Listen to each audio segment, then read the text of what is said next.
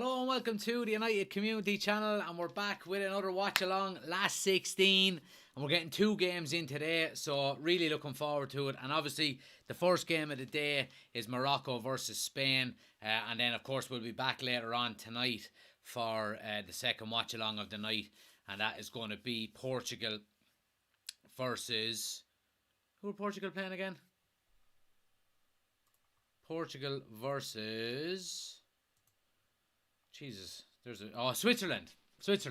So back for Portugal versus Switzerland then tonight as well. So I'm looking forward to this game more than I am maybe the later game. I think this is going to be a close contest because Morocco are, by all accounts, are a very difficult team to well, not by all accounts. I've watched them already and they're well organised. They're hard to break down. So I'm looking forward to this game more so than I am tonight's game, but looking forward to both. So happy days. Good to see so many people in, guys. Please smash a like on the video if you haven't done so already. Shane, I see you there, man. Thanks for joining us. Trevlon is in there on TikTok as well. So what are your predictions for the Portugal game tonight? I'm going to go 3-1 to Portugal. I think they'll have too much, obviously, for Switzerland, but... I think it all kind of depends on the type of performance Switzerland put in. You know, they obviously have the likes of Shaqiri and Xhaka and players like that. So I'm not going to completely write them off, but I do think Portugal will have too much for them. Anybody watching on YouTube, guys, as you can see on the bottom, the ticker tape is there with the starting 11 for both teams. But anybody watching on TikTok, if you want to know the starting 11, I'll go through them now. Apologies for mispronouncing some of the Moroccan names, but Bono in the goal, Hakimi right back, Mazraoui left back, Saiss and Agard at centre backs, Onahi, Amrabat and Amala as the 3 in midfield, and then the 3 up front in Ziyech, En-Nesyri and Boufal. And then Spain, we have Simon in the goal, Llorente is right back, Jordi Alba is left back, Laporte and Rodri as the 2 centre backs. 3 in midfield then are Busquets, Gavi and Pedri. And then the 3 up front are Olmo on the left, Fernan Torres on the right, and Marco Asensio through the middle, which is interesting. So Morata doesn't get a start considering how well he's been playing, but I'm sure we'll see him at some stage. Strong says Portugal will win, I reckon 3-1. Overall, I think Brazil will win the World Cup. Well, I went with that 3-1 prediction as well. And I also think Brazil are going to win the World Cup also. So we're on the same wavelength there, absolutely.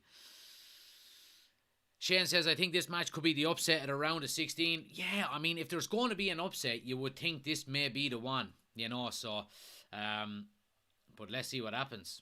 I'm really looking forward to it.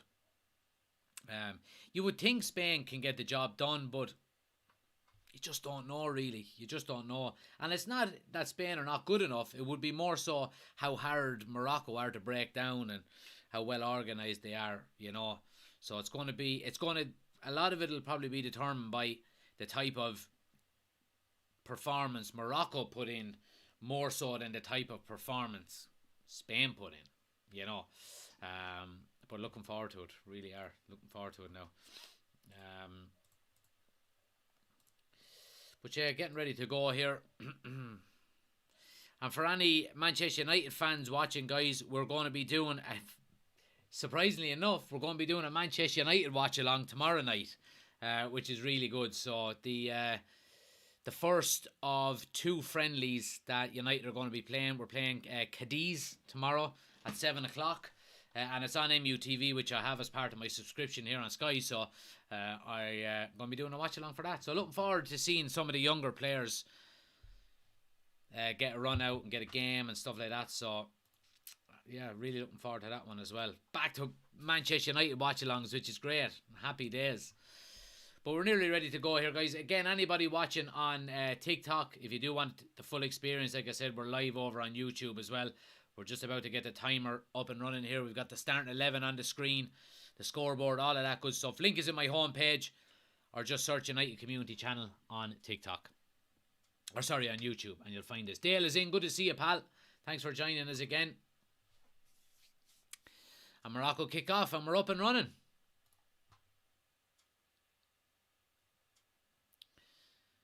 Morocco are in their away kit, and is it? Oh no, sorry, they're not. Oh no, yeah, no, sorry. Spain are in their away kit, and Morocco are in their normal red kit. And early doors there, Ziyech gives away a free kick. Spain have a free kick just inside the half.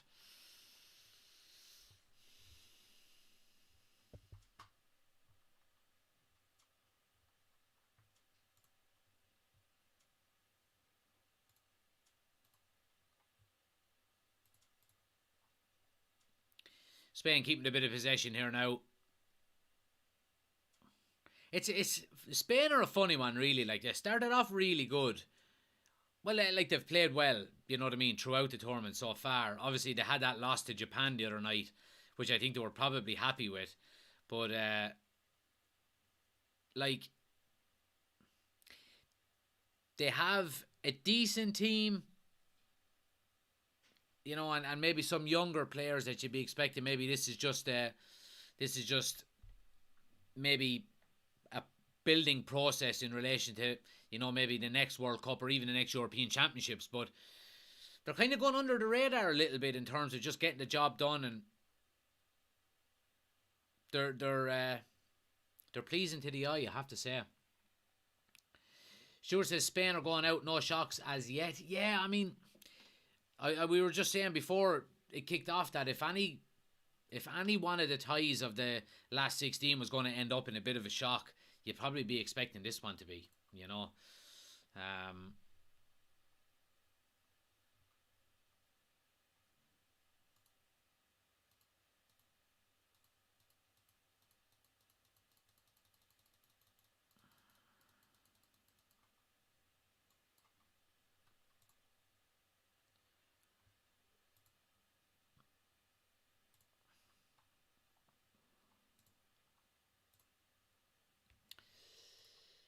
Let's see.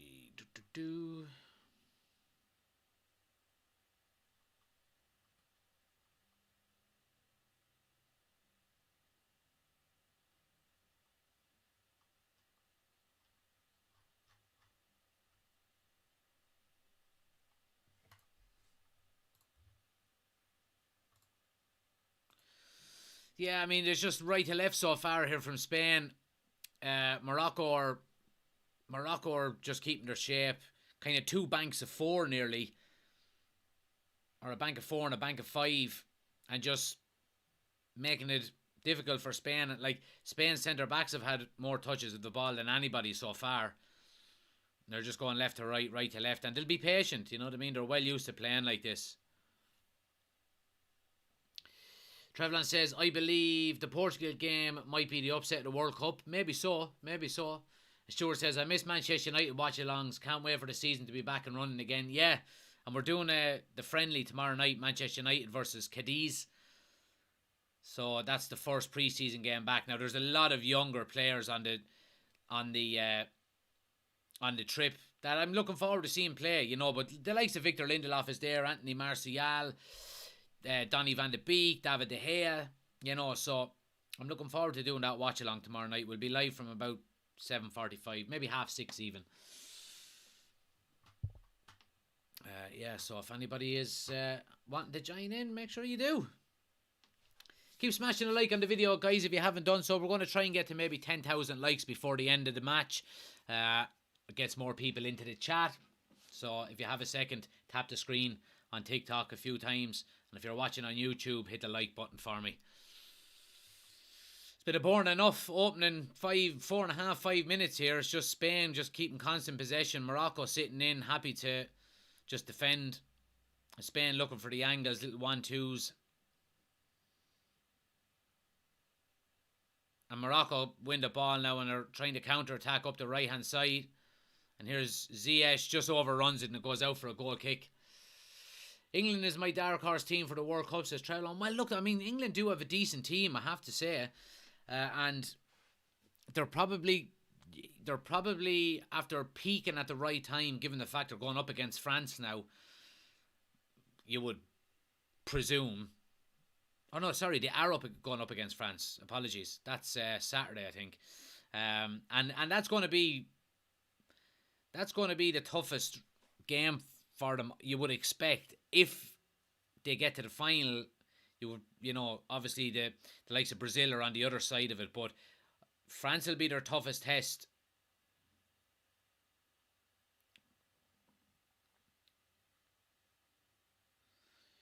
Stuart says, now that Goldbridge is leaving United Stand, are you interested? I didn't even know he was leaving. Is he leaving? I didn't realise he was. That's news to me. Make sure you hit the follow button anyway, guys, if you're new to the channel. Helps the channel out a ton. We're closing in on 21,000 followers on TikTok as well, which is great to see. So hit the follow button if you're new. Daily football content. World Cup at the moment, but of course Manchester United content once the World Cup is over, and all of the watch-alongs throughout the season as well.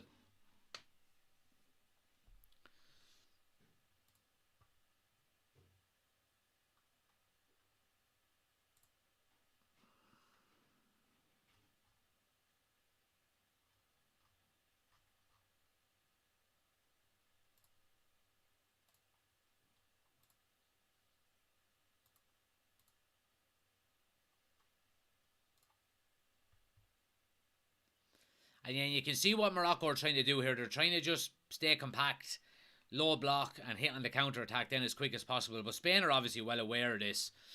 And they've dealt with it quite comfortably so far, you'd have to say.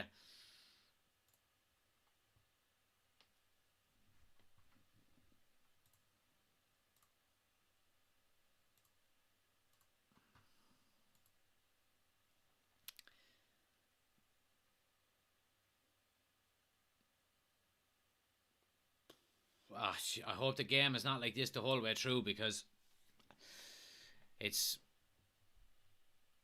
very defensive from Morocco, trying to keep their defensive shape, and Spain just keeping possession and with their back four trying to play through the lines into midfield. And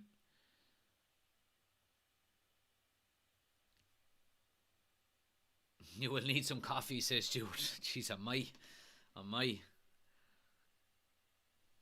But I mean, Spain certainly do have the quality to break them down, and you'd be wondering how long Morocco can keep their shape, you would say, but also how strenuous it is constantly chasing the ball all the time, left to right, left to right, left to right. Ferran Torres down the right hand side now gets into the box, but Morocco win a free out, and it's good defending, you'd have to say, by Morocco. Free kick given away by Gavi there.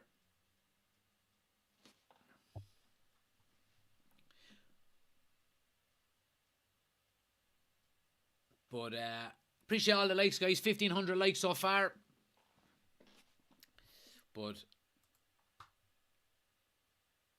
Morocco trying to play it out short and end up giving it away. Spain pressing high up, and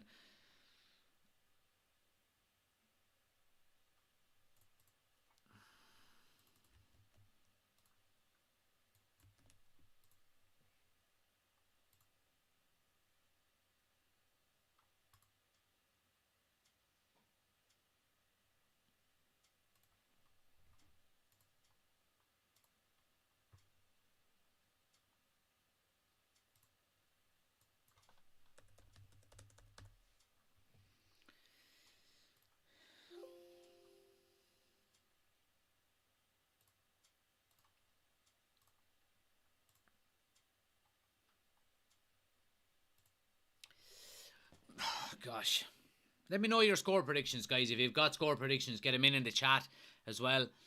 I mean, so far it's been quite a boring nearly 10 minutes, just very possession based by Spain due to the low block that Morocco are playing. But Morocco win the ball on the halfway line and come forward here. Oh, there was a ball in if he could have picked it out. And Morocco win a free kick on the edge of the box here in a very good position. And you can see that's their game plan. That is 100% their game plan. Now, Busquets is looking for a free, which he should have got, really, before it. And the ref let it go. And there was no foul on the Moroccan player then either, on Boufal. And it's it is a very soft free kick, and the ref got two decisions wrong there in the space of 30 seconds. You'd have to say, and Spain will feel very, very hard done by if this free kick is to go into the goal.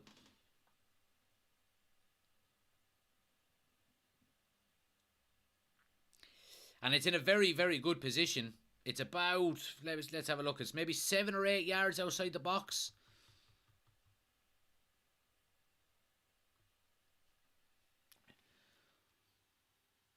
I love that old Spain team with Torres, Villa, Iniesta and Costa, Stuart. Yeah, it was unreal. 1-1, then Morocco on penalties. And Jack is in, good to see you as well, pal. But free kick now in a very good position. It looks like it's going to be Hakimi or Ziyech. No, it's going to be Hakimi with the strike. Oh, he's not too far away over the bar, but probably just a bit close to get it up and down over the wall. Oh, he wasn't too far away. A lot of whip, but not enough dip.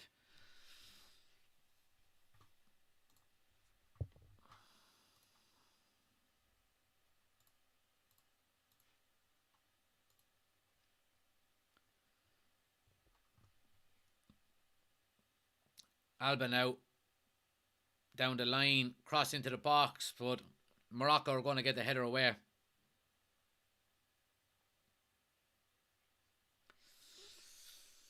I know I ask you every live, but do you have snacks? No snacks today, Jack. Don't want to ruin my appetite for me. I'll have some on the watch along tonight. Oh, the keeper! What are you doing? Oh, he gets away with it, and he's cool as ice. But yeah, we'll have some snacks on the watch along later tonight for the second game. Garden says, who are you hoping buys United? I'm not overly concerned who it is. Obviously, we would love it to be Jim Radcliffe. That's, the majority of fans' choice. But all we can hope for as fans is that we have competent owners who are willing to invest in the club, who buy into the vision of the club and the history of the club and all of that kind of stuff. So that's all you can really hope for, outside of anything in terms of political ownership and, maybe state ownership. There's nothing really fans can do about that. As long as the club is being run correctly and proper investment comes, then I'm happy. How can David De Gea not be Spanish number one is beyond me, says Stuart. Yeah, I mean, he wasn't even in the 56-man preliminary squad, so he's obviously just not fancied by the Spanish manager, and look, I mean, every manager has his favourites and has his ways of doing things. I do think Seaman is a very good goalkeeper, however, and there has been talk of him potentially being linked with Manchester United as well, so you just don't know. You just don't know how certain managers think, and they have a certain style that they want to play, and maybe he sees Seaman as, I don't know, a better ball playing goalkeeper and things like that. But cross now in from Morocco, and Seaman claims it. But the kind of goalkeeping situation. The goalkeeping situation these days is very, and I'm kind of in the old school camp, and it's very similar with fullbacks, that I'm the kind of person who thinks, a goalkeeper's number one attribute should be shot stopping. It should be shot stopping, and all of the technical aspects that come with it in terms of ball playing, goalkeepers and sweeper keepers and things like that is secondary. It's very similar with fullbacks. The modern fullback now nearly has to be better at attacking than at defending. Take Trent Alexander-Arnold, for example. He's so talented going forward. Unbelievable, delivery of a cross, and his vision is very good, but he's just not a good defender. Where I would be the opposite, and I would say a defender's job has to be to defend, and anything that he can do on top of that is a bonus, in my opinion.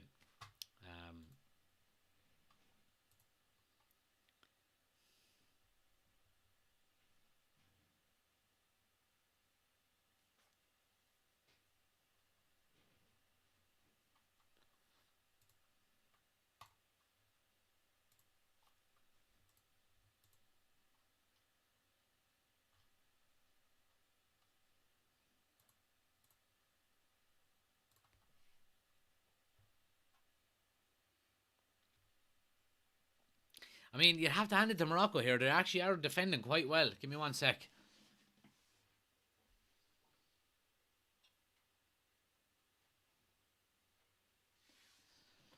And they're hunting in packs nearly and defending in numbers.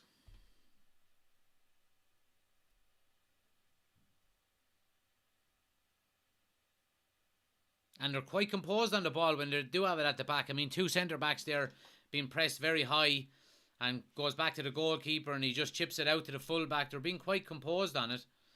But they do give the ball away now in Spain coming down the right hand side. But Morocco win a throw.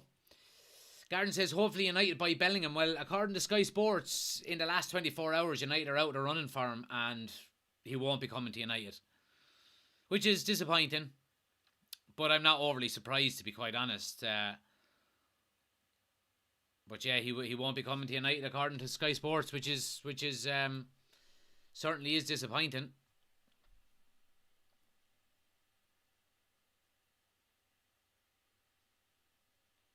Free kick to Spain here, just inside their own half, due to offside. But yeah, I mean Bellingham would have been. I mean Bellingham is going to be he's going to be the best midfielder in the world. Just give it time. And whoever gets him will be very, very lucky. He seems to be very, very close and very pally with the Liverpool players at the World Cup. You know, he's with Jordan Henderson a lot, and you see them celebrating together and things like that. So maybe the Liverpool players are kind of cozying up to him at the World Cup to try and convince him to sign for Liverpool. And if that's the case, then fair play to them. They're smart, you know. But I mean, if City get him, I mean, how many more central midfielders do they fucking need? Like,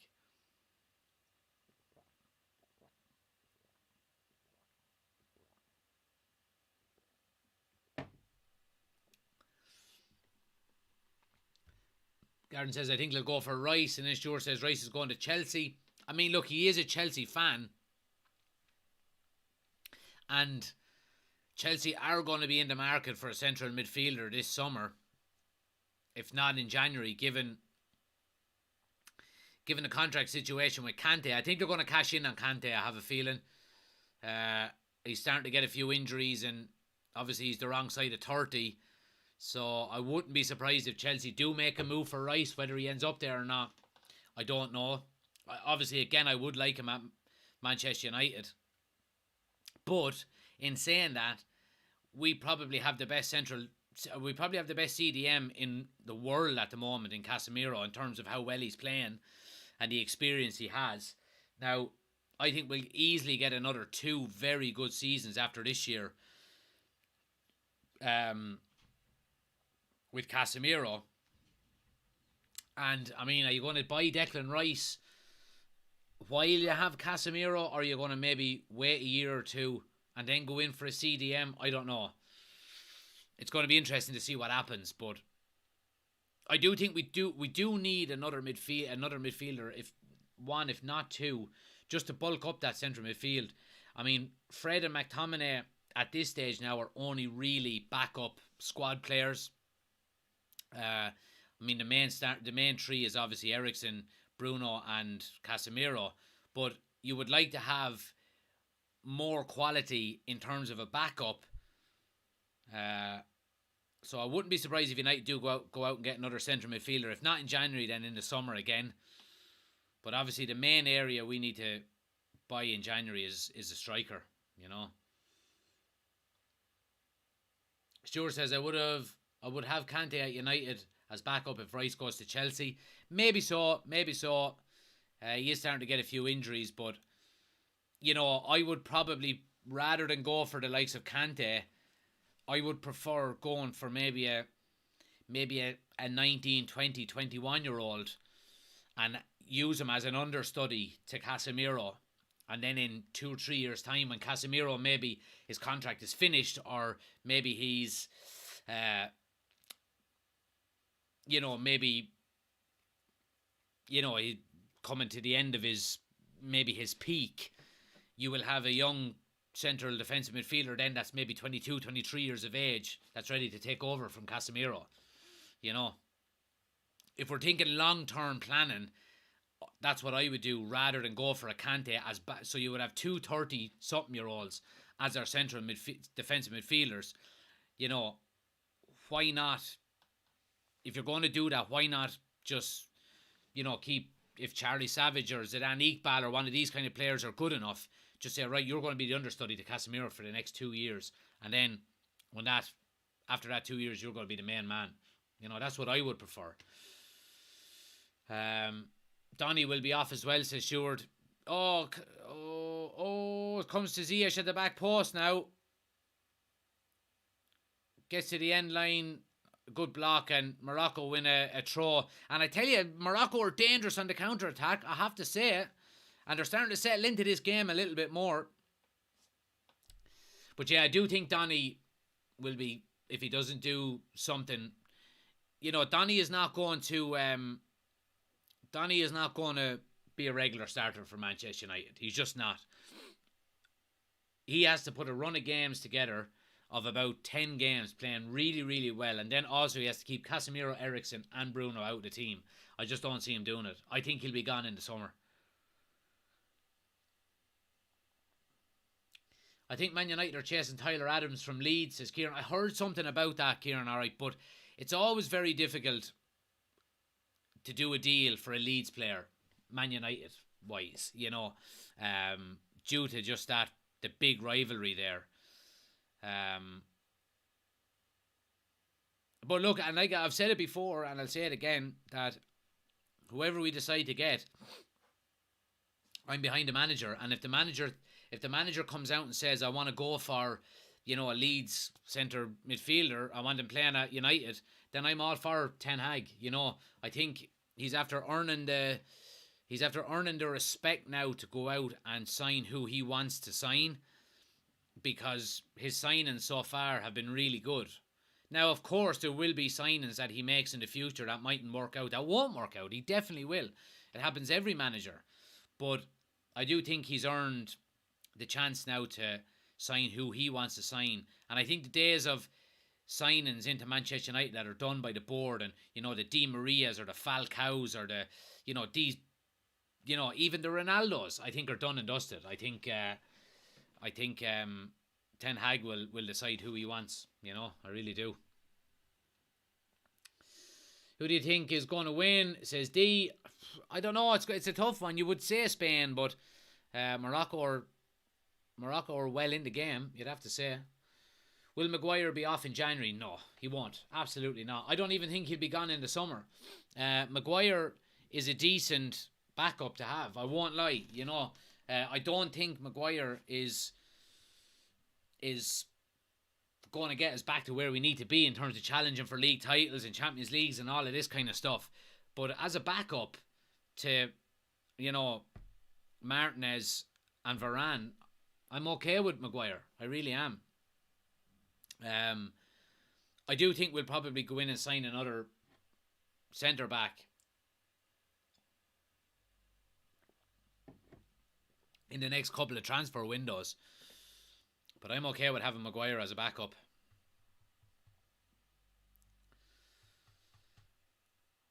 Game I am 1-0 in favour of Spain, says Trevlon. Ryan says, think we'll sign anyone in January with the club selling. Spain are in. Should be 1-0. Oh, what a save. Oh, what a block. Oh, Spain. It would have been offside, but Spain or Morocco nearly caused their own downfall there. And they're a bit too comfortable at the back for my liking. And the keeper tries a little crossfield ball. And I think it's Gavi or Pedri or one of them comes in and nicks it. And it goes all the way into Fernan Torres, who's in the box. He takes the first touch. Great save by the goalkeeper from Gavi. Taps it onto the crossbar. And then the follow-up by Fernan Torres again is blocked. Now, Fernan Torres was offside from the initial pass in from the wing. But Morocco are very lax here. They're very lax. Anyway, back to what Ryan said. Do you think we'll sign anyone in January due to the fact that we're selling the club? My thoughts on this are, one, the Glazers are going to want to get as much money as they can for the club. So by having a strong squad and by signing players that have a good future, Spain are in here. If he's onside, strike, side netting. If signing players for the future in January will add value to the club, then I don't see why they wouldn't do it. But secondly, and most importantly, I think the reason why we will sign players in January is because the owners have never put their own money into signing players. They've always... Money that we've signed players with has been Man United generated revenue. And that's not going to change between now and when the owners sell the club. So I don't see it being an issue for them. I don't think they'll care to say, right, if you want this player, go out and get him. Use the revenue that the club is generating. You're not using our money. And they've been doing that for 17 years now. So I don't see why it'll change. So I do think we'll sign in January.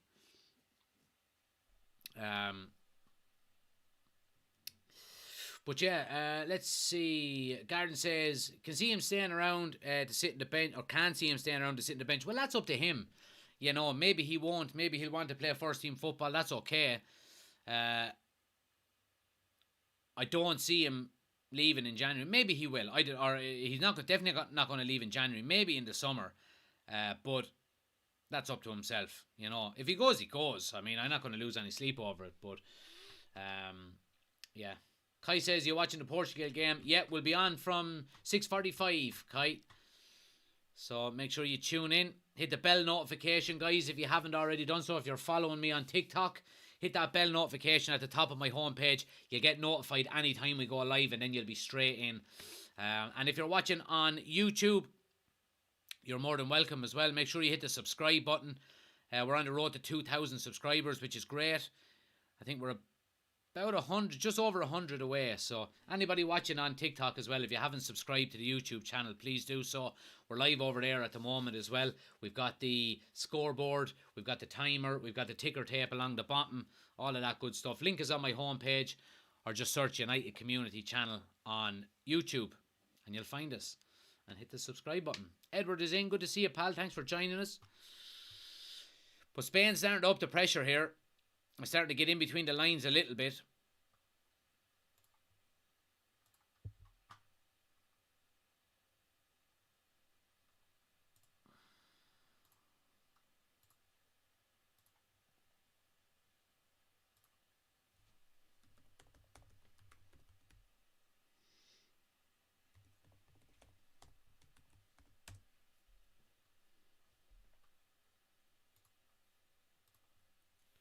Score prediction for tonight. What did I say? I think I said 3-1 to Portugal. I would love to see Portugal getting beat, to be honest with you. But I don't think they will. I don't think they will. Guinness says, Bellingham on the way to Anfield, it looks like. Look, United are definitely out there running for him. But it's going to be very, very hard for any team to sign Bellingham due to the fact that everybody is going to be in for him in the summer. In for him. If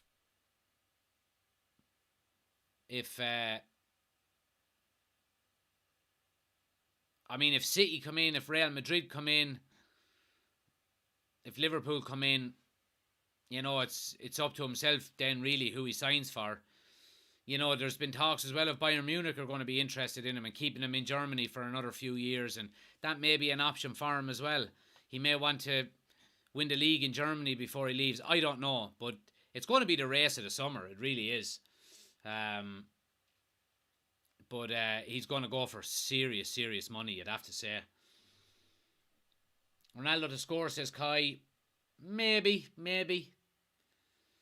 150 for Jude easily, says Stuart. And Garden says he's going to go for crazy money. Yeah, he is. Certainly is.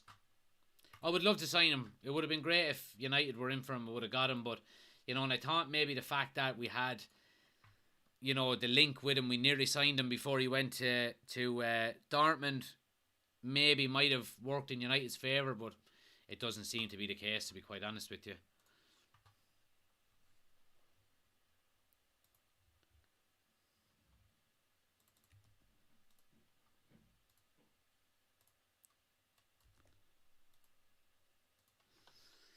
It's been a decent tactical battle so far, you'd have to say, here between Spain and Morocco. I mean, Spain have had the majority of possession, but Morocco have been very smart in terms of what they're trying to do here. They're keeping their shape really, really well, and they are dangerous on the counter attack, and they're quite comfortable when they do have the ball, but they're happy to allow Spain the majority of the possession and just sit back and soak it up, you know. Stewart says new owners, bang, 150 million just to make a statement. Yeah, well, there you go. That might be the case as well, but I do certainly think it's going to be Ten Hag that has the final say on who he wants, you know. Now, that may change when new owners comes in, I don't know, depending on who they are. But I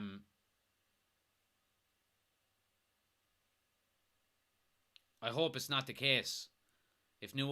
When new owners do come in, I do hope it's Ten Hag that has the final say, you know.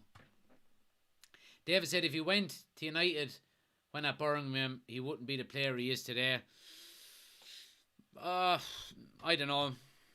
Maybe, maybe not.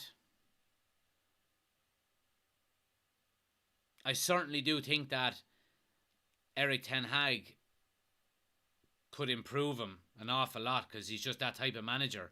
The kind of the Erik Ten Hag, the Guardiola kind of manager. Seaman with a good save there.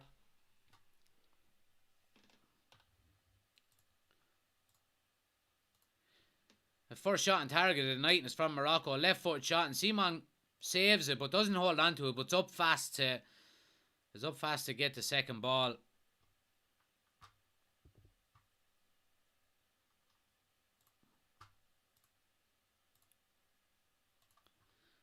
Oh, Asensio was nearly in there. He just couldn't stretch far enough to get to the ball. Shane says, I really don't see Liverpool paying 150 million for any player. Well, that's a good point as well, Shane. But the thing about it is that Liverpool will probably have new owners by the summer again, as well.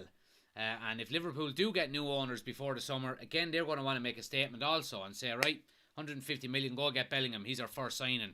This is our intentions, you know. So you can't really write anything off at the moment, given the fact that United and Liverpool are both going to probably have new owners by the summer, you know. Fernan Torres down the right hand side now, cross into the back post. Morocco are going to come away with it, but Spain win the ball back again and give it away basically straight away.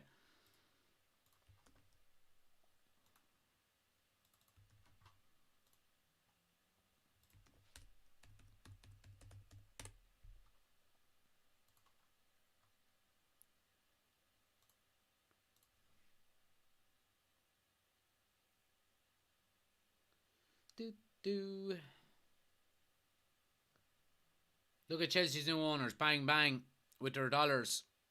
Yeah, but I wouldn't want. Here's Ferran Torres now, and he's smothered out, but he keeps the ball, plays it back to the edge of the box to Rodri. And Morocco have all 11 players behind the ball, sitting very deep. I wouldn't like our new owners to do what the Chelsea owner done,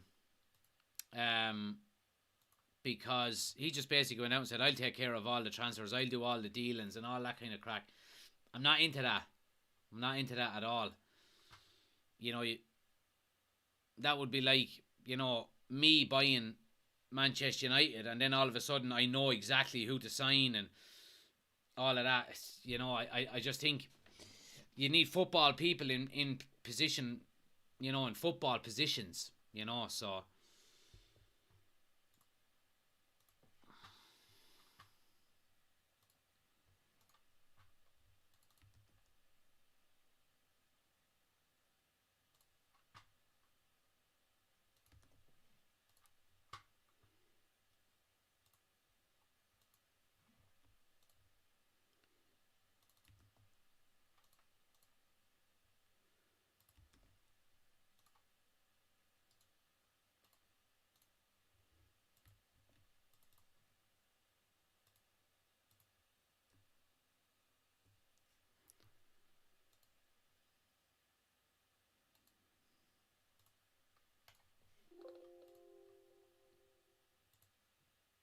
Is Ansu injured? Says Trevlon. I'm not sure actually. Let me have a quick check for you here. No, he's on the bench. Now, he may be carrying a slight knock, I'm not sure, but he certainly is on the bench. Again, it's all Spain in terms of possession here at the moment.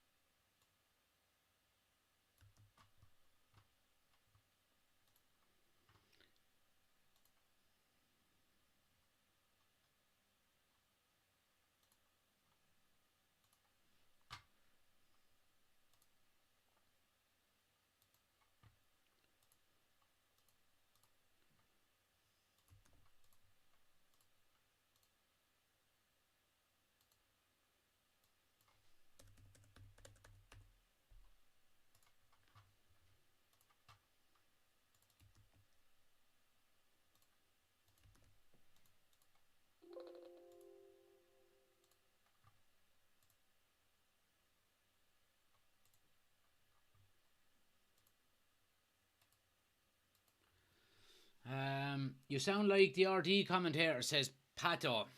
Alright. Makes sense considering I'm from Ireland. Thanks for the chat, dude. Take care and keep up the good work, says Stuart. Appreciate it, Stuart. Thanks a mil, man. Anyone new to the channel, guys, make sure you hit the follow button as well. Daily football content. Obviously World Cup at the moment, but Manchester United content as well.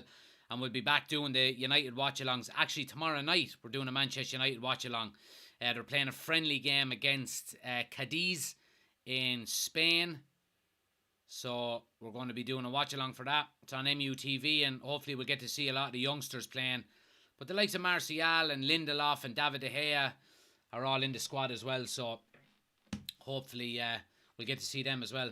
Seriously, just checked if you were live to ensure it wasn't you on RTE.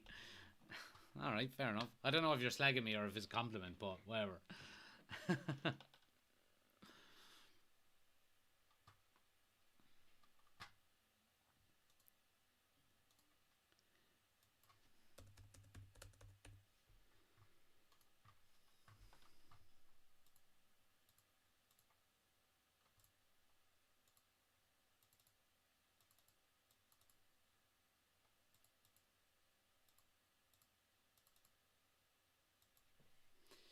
Fitzroy says, good morning from Melbourne. Morocco parking the bus in defence.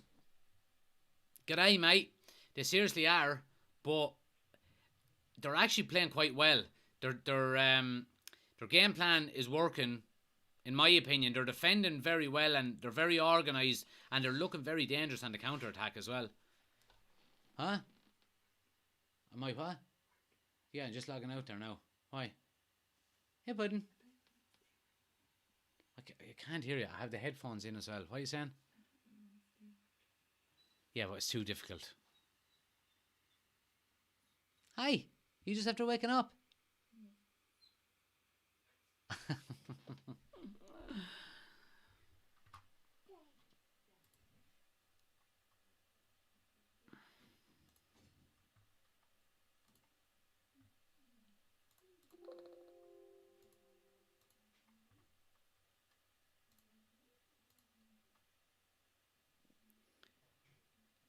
Again, Morocco are defending really well here, and Spain they're frustrating the life out of Spain, you'd have to say.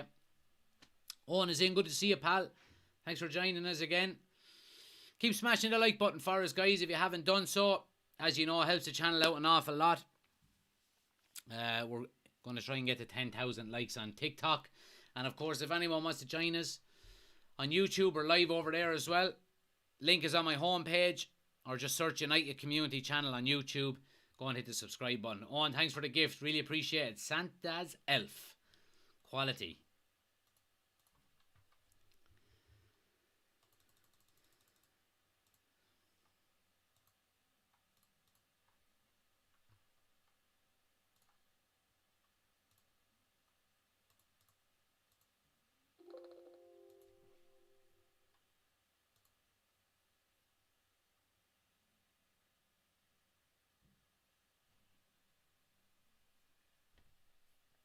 Free kick again here to Morocco. And decent enough position right through the middle. But it's about 45 yards out, so they'll be just chipping one into the box, you would presume. But they've got a lot of width.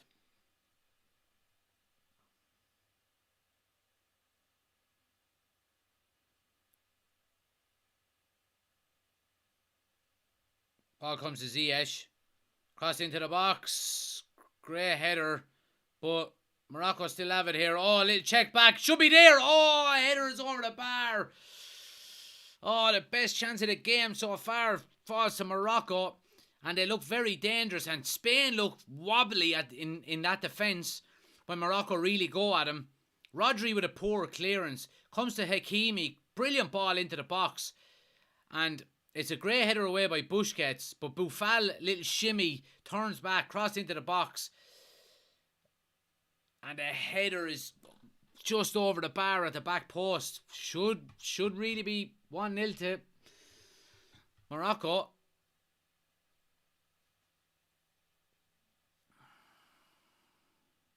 Oh, Morocco do well to clear it in the end. A bit dodgy, but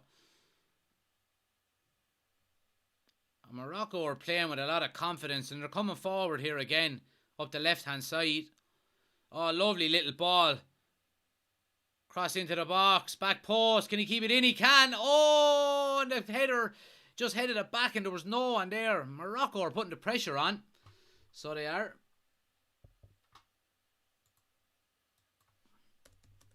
And Spain are just booting the ball out of play here, trying to clear their lines.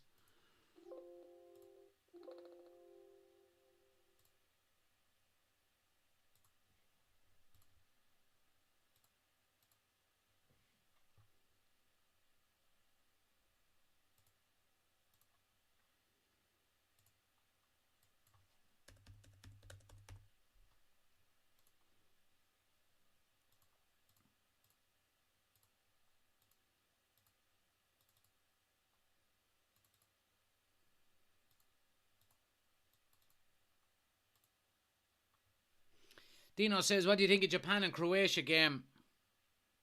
Dino, to be honest with you, I didn't really see it. I was only kind of half watching. The little one has been sick the last couple of days, so that's why I haven't been live in a few days. So I didn't really see it, to be quite honest with you.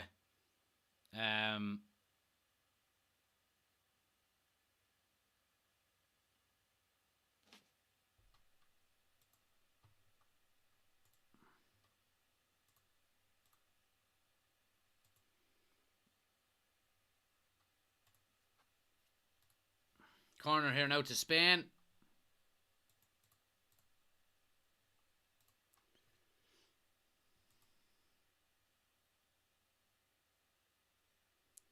Oh, lovely cross to the back post, but no one taking a chance on it, and it goes out for a goal kick.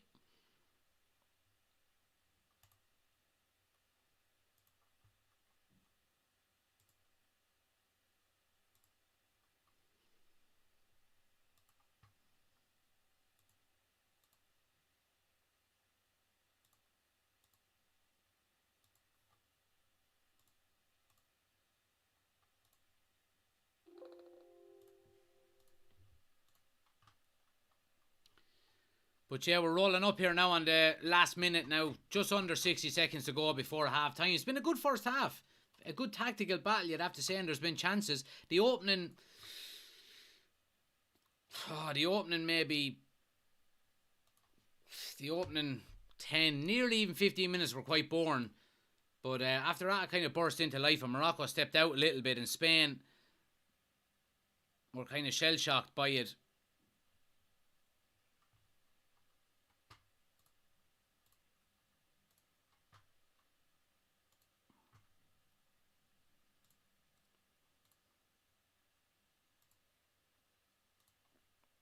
And here comes Spain now. Asensio cross into the box. Let it run. Morocco clear their lines. And that's a half-time whistle, guys. And it's been a good first half, you have to say. It really has been a good first half. I've enjoyed it now. And Morocco probably had the best chances in the first half. You'd have to say.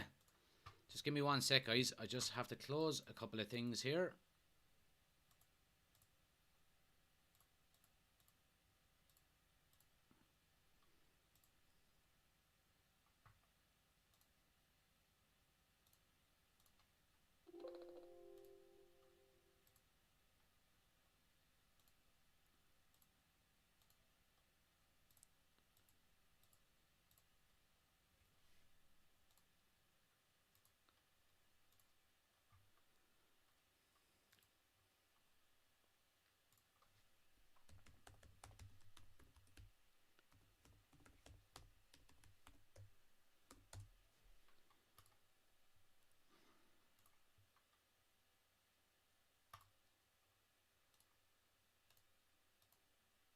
Now.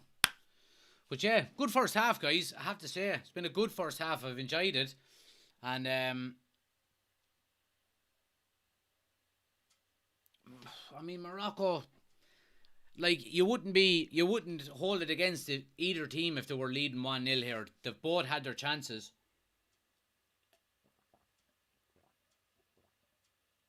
but in fairness, Morocco have had the better of the chances. They really have. Trevlon shared the live video. Appreciate it, pal. Thanks for sharing. Anyone else wants to share the video, guys, with any of your friends, make sure you do so if you think they'd enjoy tuning in. But more than that, just hit the follow button if you're new. Really appreciate it. We're on the road to 21,000 followers. So hit that follow button if you haven't already done so. And like I said, we are live over on YouTube as well. Link is on my homepage, or you can search United Community Channel on YouTube. We've got the scoreboard, the timer, the ticker tape, all of that stuff. So yeah. Chris is in. Good to see you, pal. What's happening, buddy? Good to see you.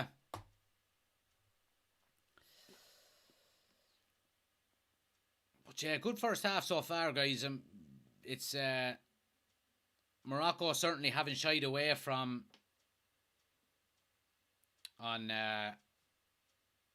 Spain.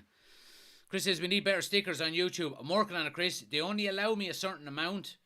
But I think once I hit 10 official members, I think we're on 9 at the moment.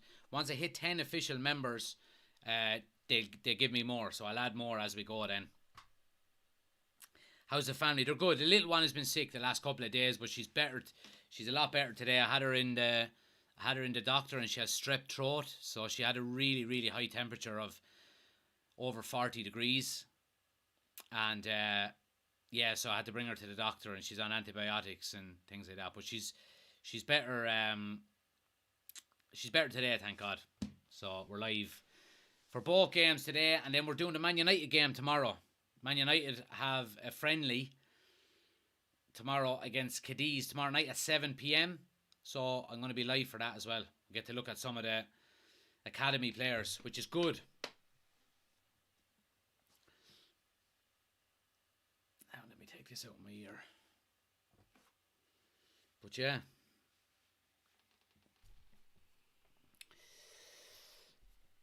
Yeah, I had to take down one of my tweets that I was promoting for the watch along for some reason. They gave out to me and told me to. Can someone explain to me what happened with Samuel Eto'o?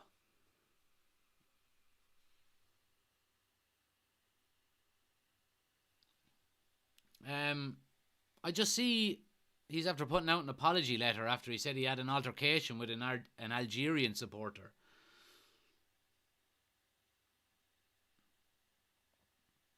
Actually, you know what? Twitter is the place to find that, really, isn't it?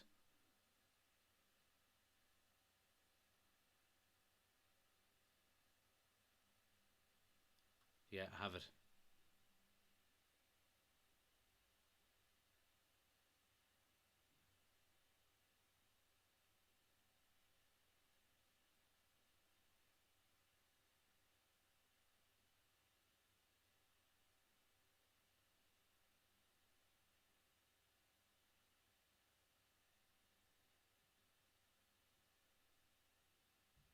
Oh, fucking hell. He fucking gave him a knee right in the face. Jesus Christ.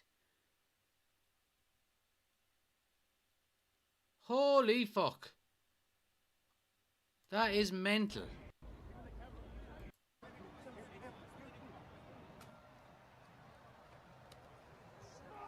Jesus. Samuel Eto'o is in big bother. If you haven't seen the video, it's on, obviously you'll get it on Twitter, but Jesus, he gives your man a kick right in the face, or he knees him in the face or something. Oh, he's in serious bother.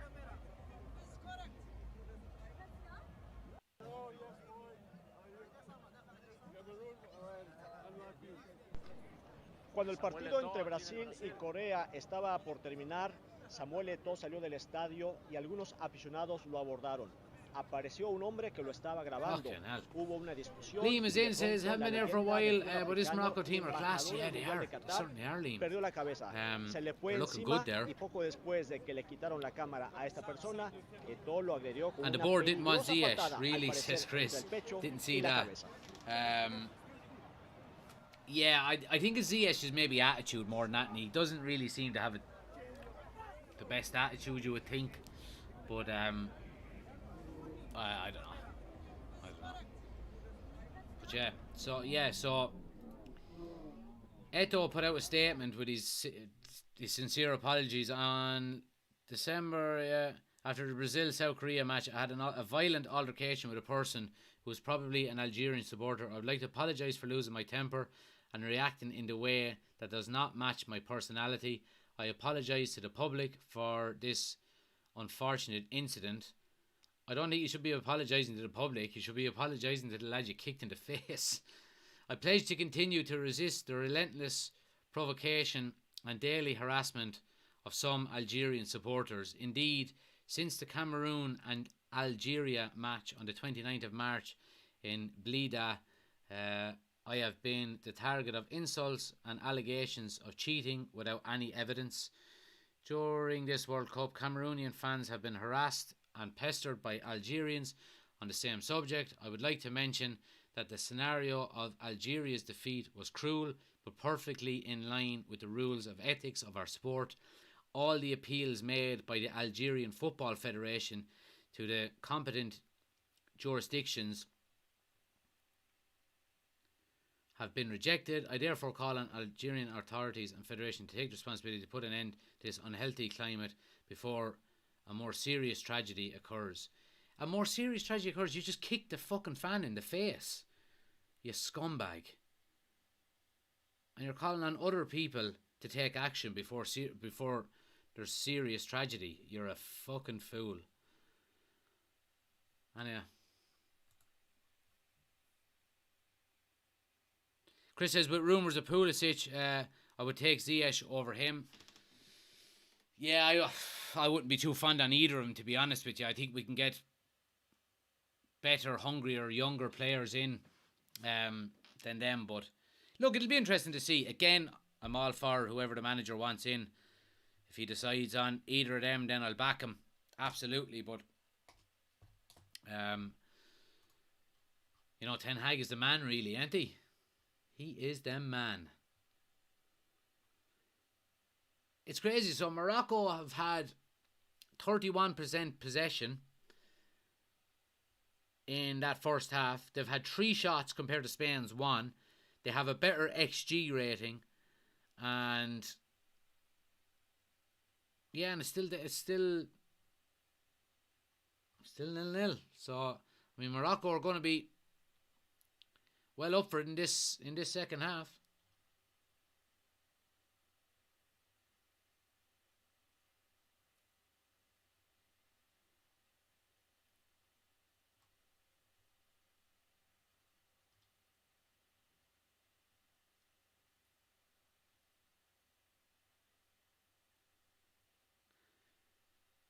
It's also been reported as well, I don't know if any of you heard it, that Gabriel Jesus is going to have to undergo surgery on his knee injury. So he's expected to be out for longer than first anticipated. He could miss several months, could be 3 months he's going to miss. So is that the start of the end of Arsenal's title challenge? Guinness says, what do you think about Sancho? I see he's not travelling to Spain, so to work on a programme in Manchester. I think he's actually, did I hear he's in Holland working with Dutch coaches over there. Now I could have heard it wrong, and the Dutch coaches are working with him in Manchester. Look, there's obviously something going on with him in relation to confidence or whatever it may be, and I don't really want to speculate on it, but it's probably no harm that he's given some individual training, get his confidence back, get his form back. I have no doubt that he is playing under the right manager to get that form and confidence back. And he'll be given every opportunity. He won't be rushed, Maybe there's some personal issues going on with him. He doesn't seem very outgoing at the moment. Maybe that's just his personality anyway. I'm not sure. But he'll certainly be given the time. I'm not gonna rush in and judge him. All players do go through struggles at certain stages in terms of, form and confidence and things like that. So, look, give him his time, and see what happens. See how he gets on second half of the season. I have a feeling he could come really good for United. I really do, because he certainly has the talent, and Ten Hag is clearly putting the effort in with him and giving him his individual training to try and get that back, Dino says, do you think they should keep the extra time or go straight to pens if the game ends in a draw?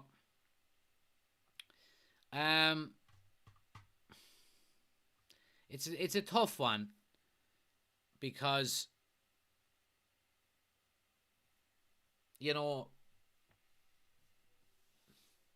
regardless of what way you would do it, whether you would keep the extra time or go straight to penalties, you're not going to please everybody.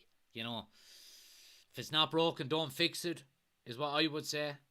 Now, I do understand, obviously, we're playing a World Cup in the middle of a season, and extra time is probably not what these players need, but I don't know. I think going out on penalties is a cruel way to go out.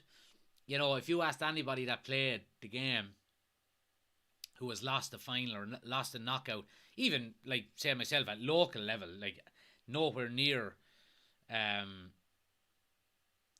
professionalism or anything like that, just a local game that I've played with my local club down through the years, you would nearly prefer to lose in extra time then lose on penalties. It just doesn't feel as bad. If a team scores a goal against you in extra time, you say, alright, well look, they scored. Whereas, if you go out on penalties, it's just a toss of a coin, really. Fitz says a slide of Arsenal begins. Yours says Spain are out. Well, we'll see in another 45 minutes. Fitz says you have to keep extra time. Yeah, I would probably lean towards that, I would say. I mean, and Chris makes a great point here as well.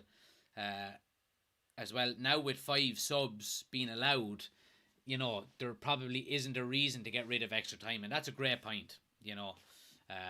So yeah, I'm leaning towards the, not getting rid of it and keeping it, to be honest. Sancho is in Holland due to Ten Hag, says Chris. Yeah, competition for Gakpo from Arsenal. Yeah, there's going to be competition for him now, and that's the issue with not getting the deal done before the World Cup. If the player goes out and has an unreal World Cup, you're going to pay him more, you're going to have more competition. But if a player doesn't play that well, then maybe you'll say, right, nice one, we'll get him for 10 million cheaper. So it's the gamble you take, it really is.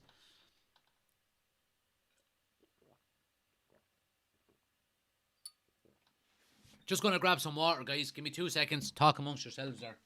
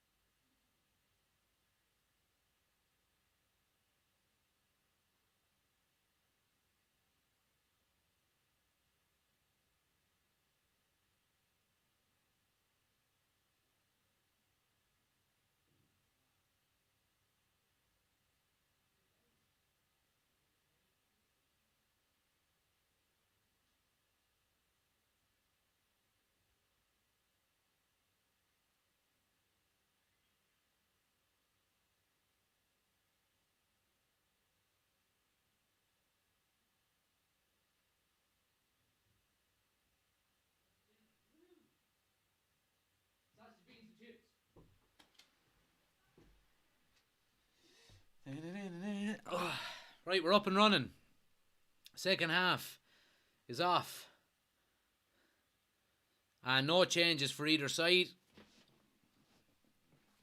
Japan's penalty takers were terrible, says Chris. Oh, they were so bad, weren't they? I just seen the highlights of the penalties. I didn't see the game now because obviously the little one was sick, but the penalties were so bad. But in saying that as well, your man that stepped up for Croatia that hit the post, what an idiot he was. That little casual run up and just thinking you can pass it into the goal. And if I would have loved Croatia to gone out just for that fact alone, and how arrogant he was with a little run up and a little kind of a pass and ends up hitting the post. What a dickhead. But yeah, Japan's penalties were absolutely atrocious. They really were. Shane says I felt bad for Japan. You would, because they've been good in the World Cup. You know, team spirit and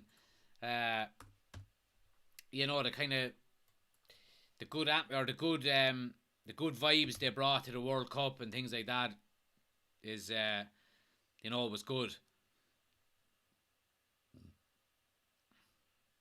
Chris says Neymar's pen yesterday was pretty arrogant too.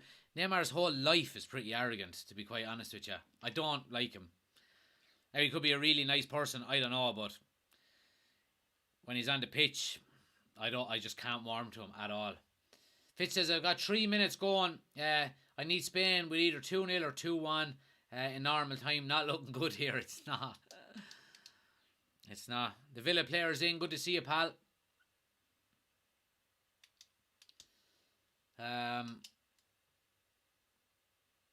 But yeah, free to Spain here now, in a good chance to get ball into the box and a very good defensive header there at the near post, and Spain win a throw right down in the corner.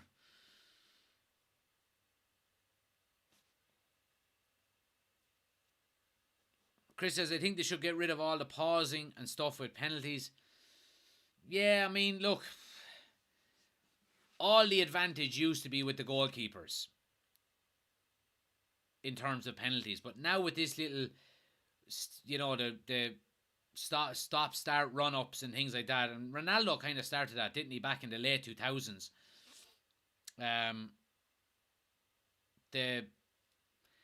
wouldn't say that the overall advantage goes with the kicker now, but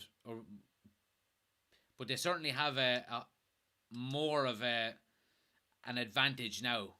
All the pressure is still on the penalty taker. You know, there's no pressure on goalkeepers whatsoever. You know, you should never, by right, you should never miss a penalty. You know, you're, 11 yards out, 10, 11 yards out, 10 yards out, and, you know, a free shot on the goal. Even with the goalkeeper in it, you should never miss a penalty. Now, in saying that, I've missed penalties down through the years. They are quite difficult, but thanks, pal. You're a legend. I know.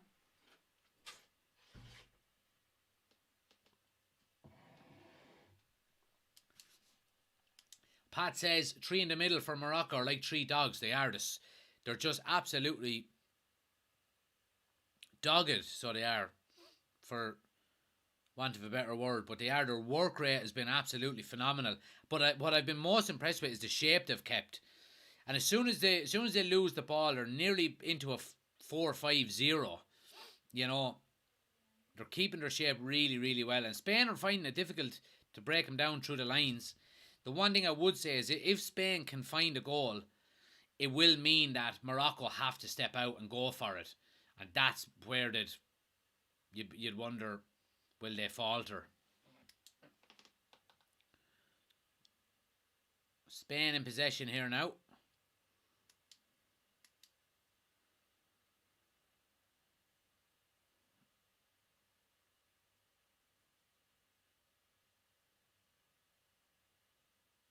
Offside.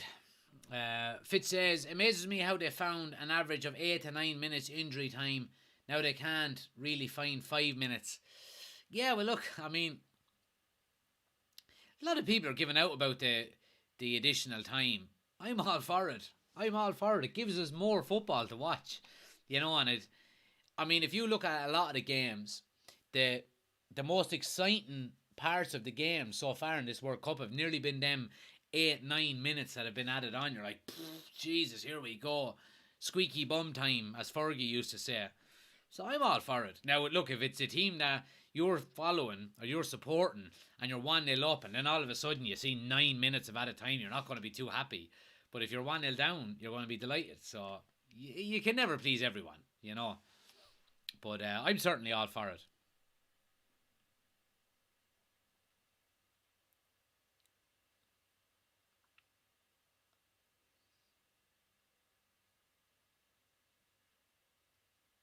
Nah, that's soft free kick, ref.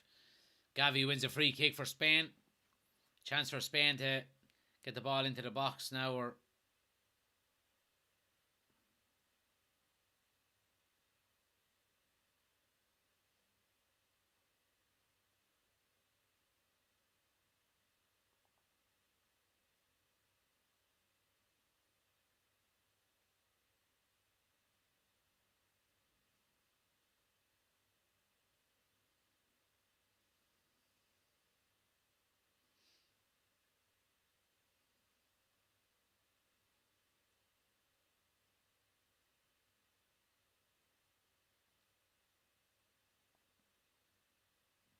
free kick to Morocco here. Morocco are doing well, I have to say.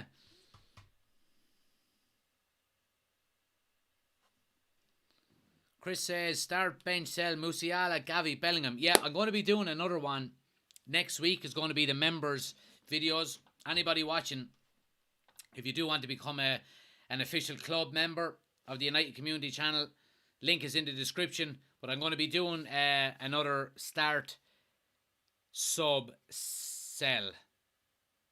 Yeah, start, sub, sell.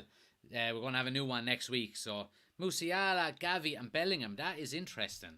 That is interesting. I'm going to take that down.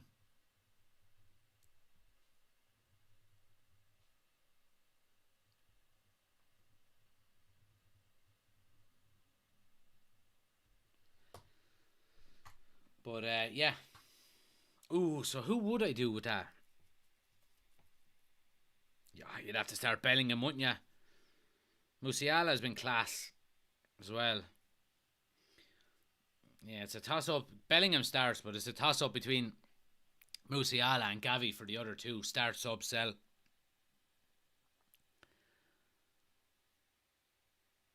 He's playing well tonight, though, Gavi is, I have to say. For such a young player and small. He's small in stature as well, but he doesn't shy away from it.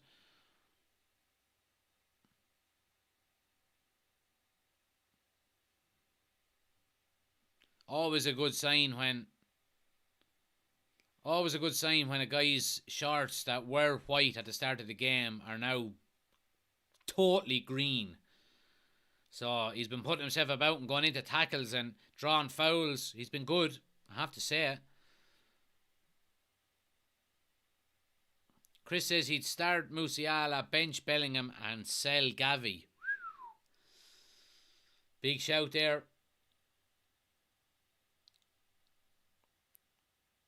Free kick now. Oh, it has to be punched away by the keeper. Good strike on target.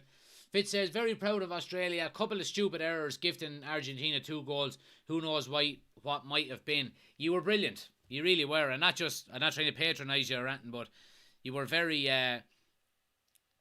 you were great entertainment, I have to say. And you played some decent football as well. But it's them errors, really, isn't it, that separate the good teams from the great teams. You know, and I know all about that, being watching Ireland down through the years.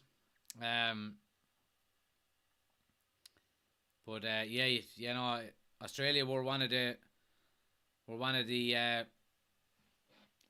surprise teams, weren't they? Good to see you, Dylan. Thanks for joining us again.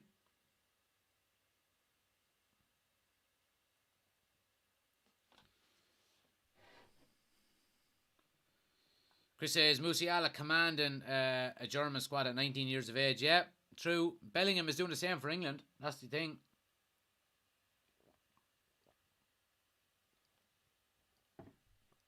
Probably what would edge it in terms of Bellingham over Musiala for me is that England are still in the World Cup. But it's certainly a close one. Morocco are defending really well, I have to say, but Spain are putting the pressure on the first 10 minutes of this second half. But here come Morocco on the counter-attack. Surely he's offside. Yeah, he is. Yeah, he was a mile off Ziyech. Dylan says, how is your daughter? I heard that she was sick. Hope she's good. She's good, Dylan. Yeah, she's been sick for a few days. She's had a really high temperature and she has strep throat, so she's on antibiotics and stuff, but she's doing a lot better today, so thanks for asking. Appreciate it. So yeah, appreciate it. Yeah, and a couple of people sent me nice messages as well over the last couple of days, hoping she's doing okay, so I appreciate all the kind words, guys. But she's back to her mischievous self at the moment now. She's laughing and skitting and all that kind of stuff, so all good, thank God.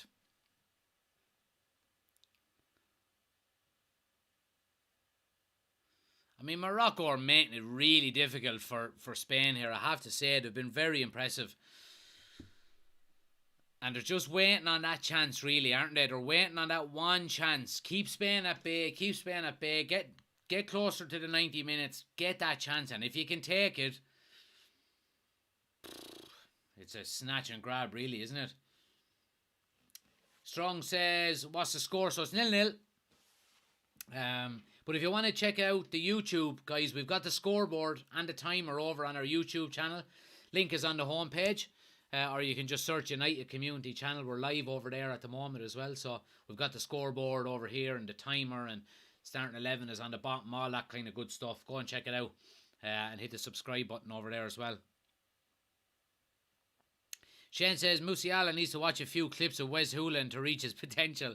Good old Wes, boy. He gave the greatest fucking assist in Ireland's history for Robbie Brady in 2016 for that header against Italy.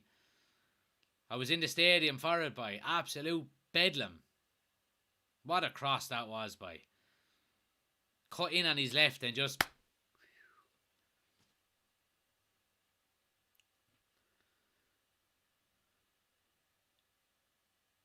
G says, it's not been a great game so far. I don't know, I've enjoyed it. I've enjoyed the tactical aspect of it.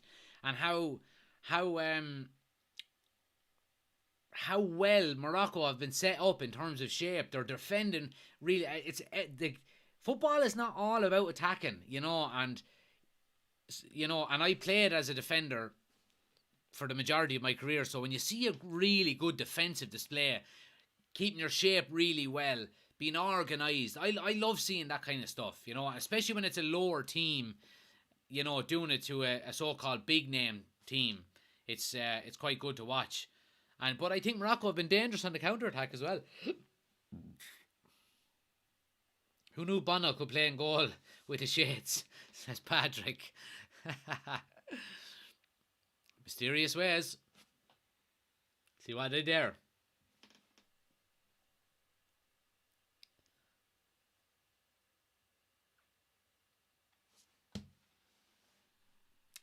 User says, don't you have a job? I do. I just have a job that doesn't clash with this live.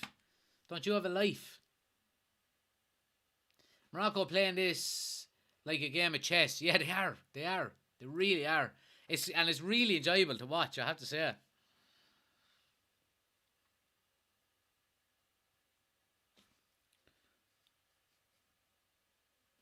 But Spain haven't pinned back here now. But again, Morocco are getting quite deep here. Oh, but the ball will just run all the way into the Moroccan goalkeeper, and they're happy with that. They're happy with that. Patrick says he still hasn't found what he's looking for.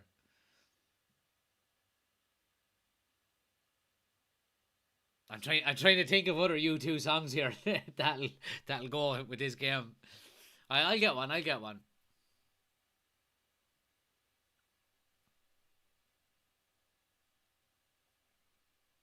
Moroccan fans are up in arms doing the Icelandic whoo.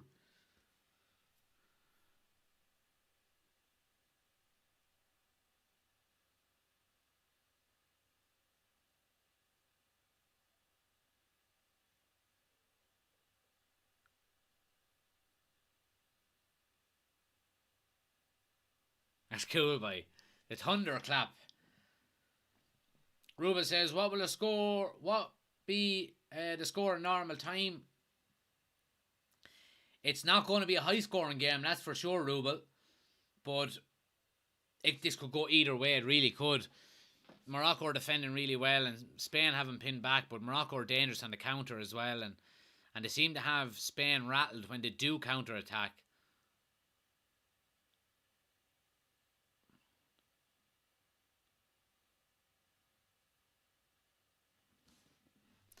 Viva Morocco, says Susu. Or Suso. I apologise if I'm not getting that right.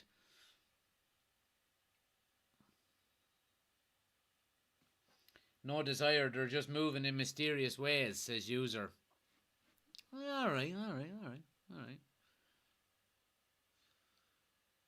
It's a beautiful day though, isn't it?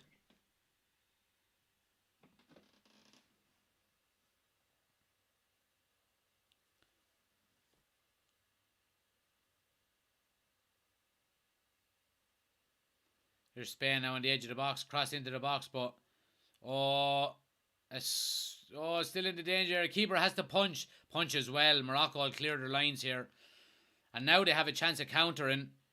If Ziyech can get the ball, he gets a lovely ball off to the right hand side, and they have numbers the far side. Great block by Pedri, I think, was it? Yeah, that was dangerous. So it was.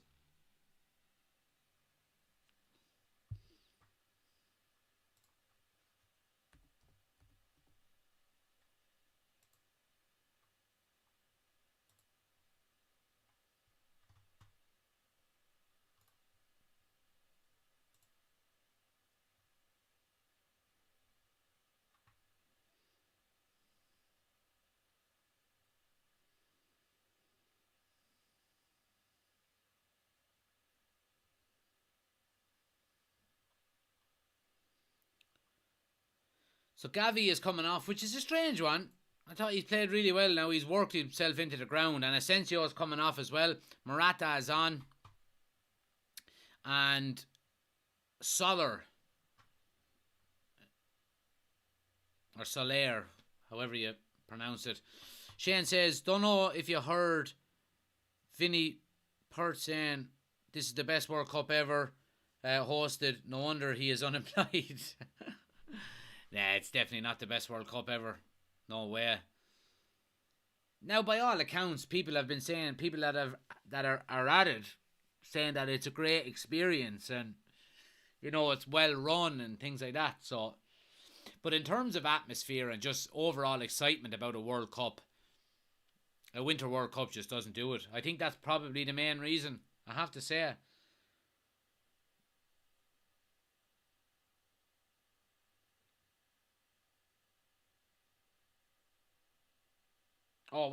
Nearly a great crossfield ball there.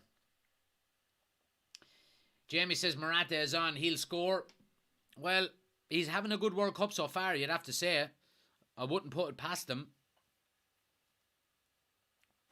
So I wouldn't.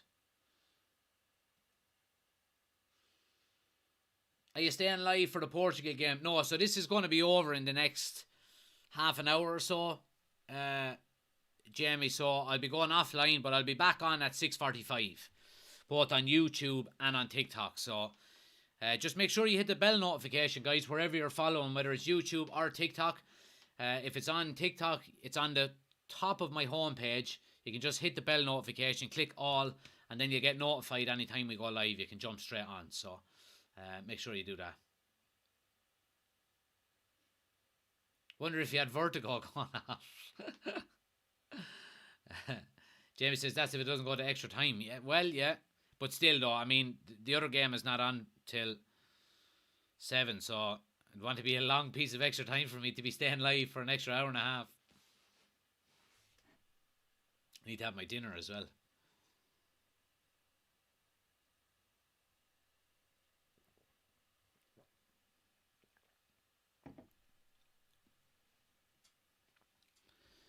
She moves in mysterious ways.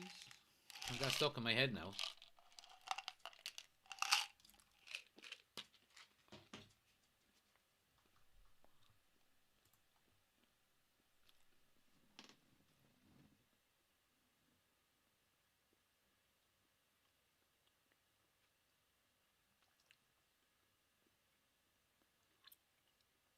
Buffalo's going off.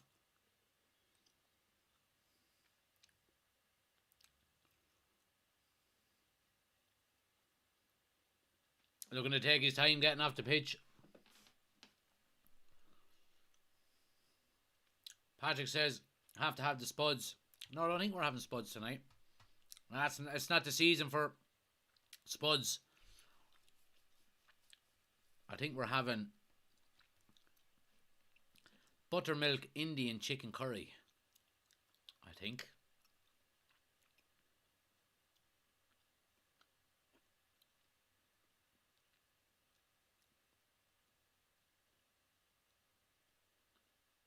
Oh, not buttermilk, sorry. Indian butter chicken curry, or butter Indian chicken curry. Something like that, anyway. Something like that. It's nice.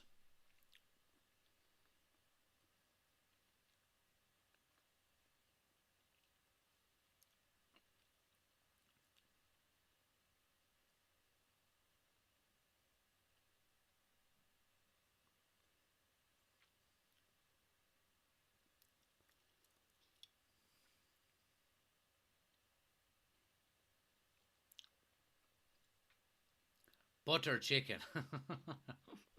I don't know what it has. Whatever it is, it's fucking Indian. It's a curry and it's chicken. So it's a chicken curry with fucking Indian butter in it, or I don't know what it is. It's very tasty.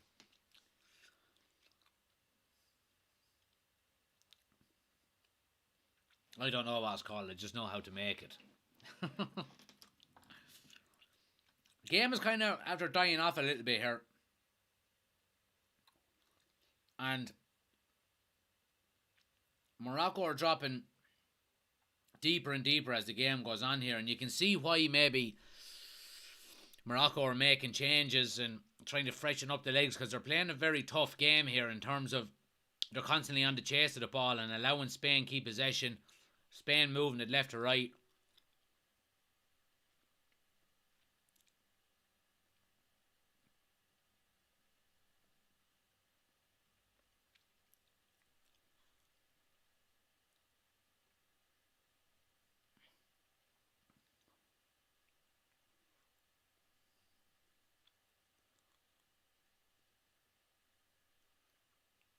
I mean, Spain are struggling to get it past the first man with a lot of these crosses. But Morocco again are defending really well in numbers. But Spain are just comfortable in possession here, left and right, making Morocco work for it. Here's Morata now. Oh, great tackle. Needed to get it right or it would have been a penalty.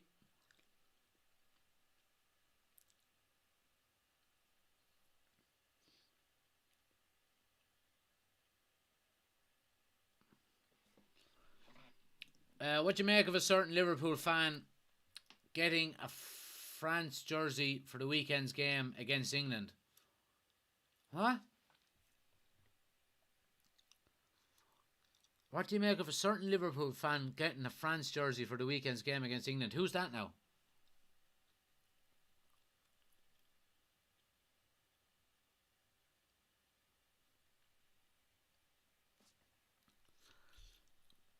Another great tackle there on Pedri. And they're well timed, and this is a really good game, I have to say.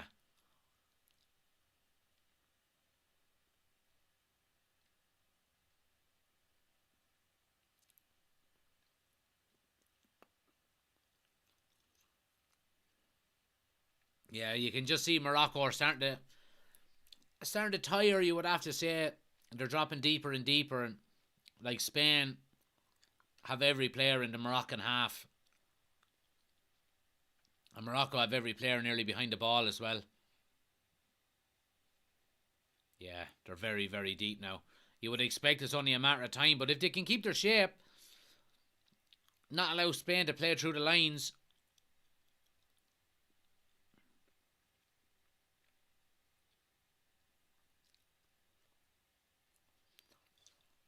Make sure you smash the like button, guys. And hit the follow button if you're new to the channel as well. Daily Manchester United and World Cup content. All of the watch-alongs as well. We're closing in on 21,000 likes on TikTok. So feel free to hit the follow button if you can. Obviously, it helps the channel out an awful lot. I really appreciate it. And if you want to be notified of when we go live, hit the bell notification on my homepage and click the all button. It'll let you know anytime we go live then as well. But we're doing a Manchester United watch along tomorrow night, guys. United have a friendly game tomorrow night against Cadiz in Spain. And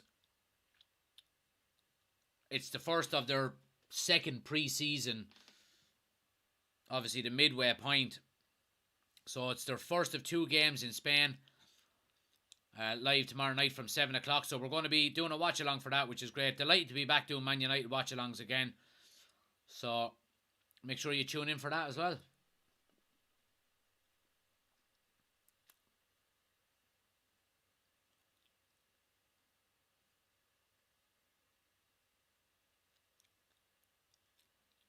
Oh, Morocco are after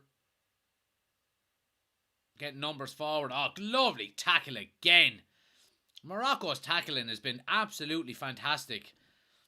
Just perfect timing and good, strong, heavy tackles, but they're good. Here's Ziyech now. Plays the ball. Oh, he lets it run and he didn't see a Spanish defender behind him. Is our friendly being broadcast on any channel? Says Fitz. It's on MUTV. So if you have MUTV as part of your... I have it as part of my Sky package. It was like an extra €2 a month or something to add it on. So I just added it on for these kind of friendlies and the pre-season tour and stuff. So, yeah, it's on tomorrow. But if you don't have that, just stop by here. I'll be watching the whole thing, so...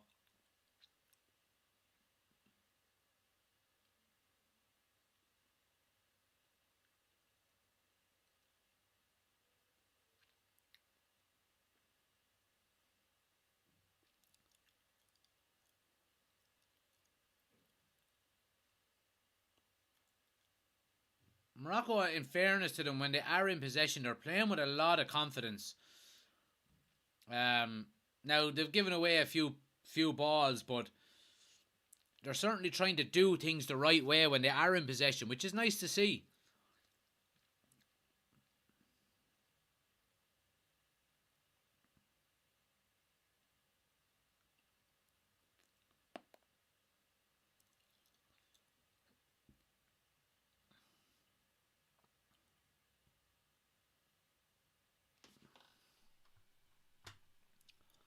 It's free on the Fire Stick as well, says Patrick. What channel is it on? Yeah, it's on MUTV, Chris.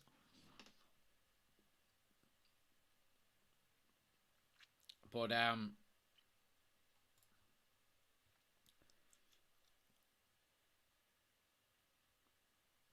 looking forward to getting a look at some of the academy players tomorrow. Iqbal is there, Savage is there, Menu is there, Garnacho is there. There's also then players like Wan-Bissaka, Lindelof, De Gea, Donny van de Beek, Anthony Martial there as well. So it's going to be nice. It's going to be interesting to see. Spain right on the edge of the box here now. Get the ball wide. Here's Pedri. Or Ferran Torres, sorry. But again, Morocco defending really well. Oh, they give the ball away though. And they have all 11 players behind the ball. So what's happening with them is that when they do end up getting possession in defence, they have nobody to give it to up the field, you know. And they are struggling to get out. They really are. And they're getting really tired. They're getting really tired here.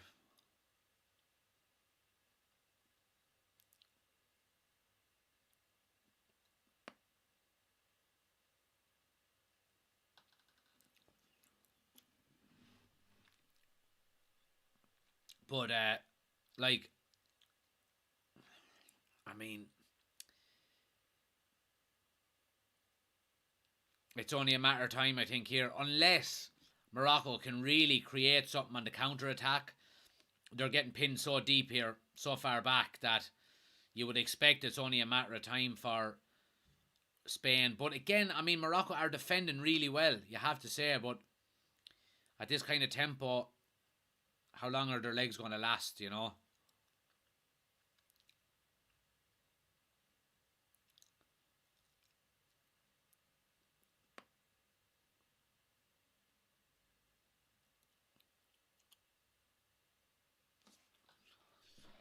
Thought Spain would have had a goal by now. Morocco really playing well. They are. I've been really impressed with the defensive side of their game, I have to say. And after winning a free kick here as well.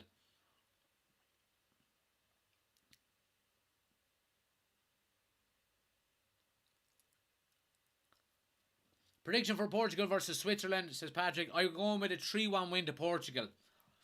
Patrick. I think Portugal will have too much for them.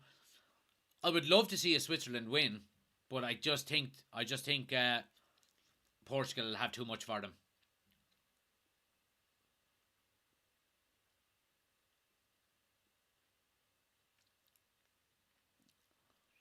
Again, now Morocco just slowing the game down after winning the free kick, and we've got about just over 13 minutes to play in normal time.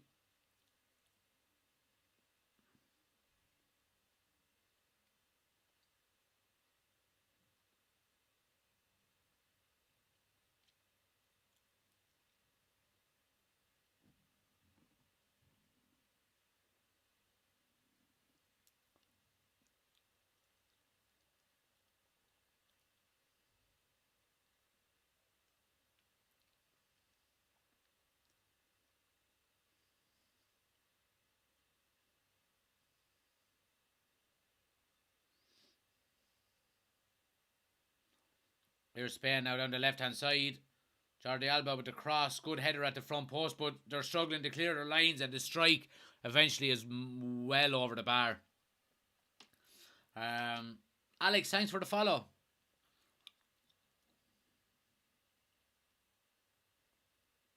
Yeah, I mean, Morocco are getting tired.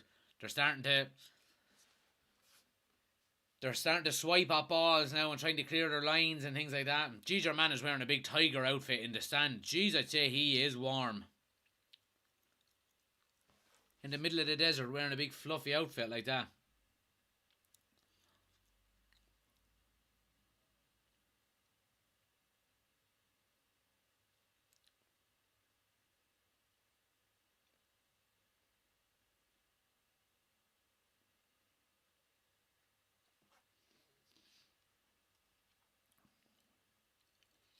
Yeah, Spain are in complete control here, you'd have to say. They really are.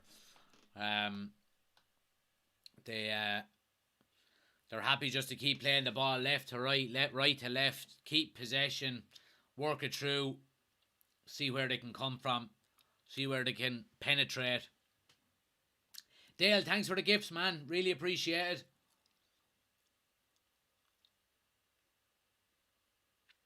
Here's Williams now crossing into a great ball, and oh, that's a brilliant defensive tackle. That was a great. Let's have a look here now. It looks like the Moroccan defender gets a toe at the near post. Let's have a look. Great cross in. Yeah, that's a brilliant, brilliant defensive clearance. Because Morata was just behind him, ready for a tap in. 2-1 Portugal, says Fitz. Yeah. But somehow Morocco have the throw here.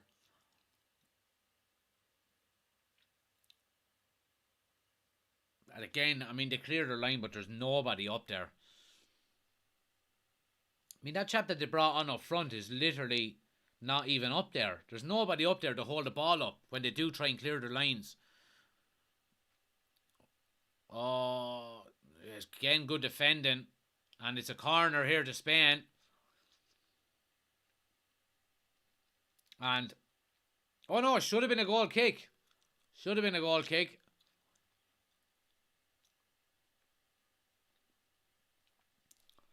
I mean, if Spain score from this, they'll feel really hard done by. But they've gone short with it.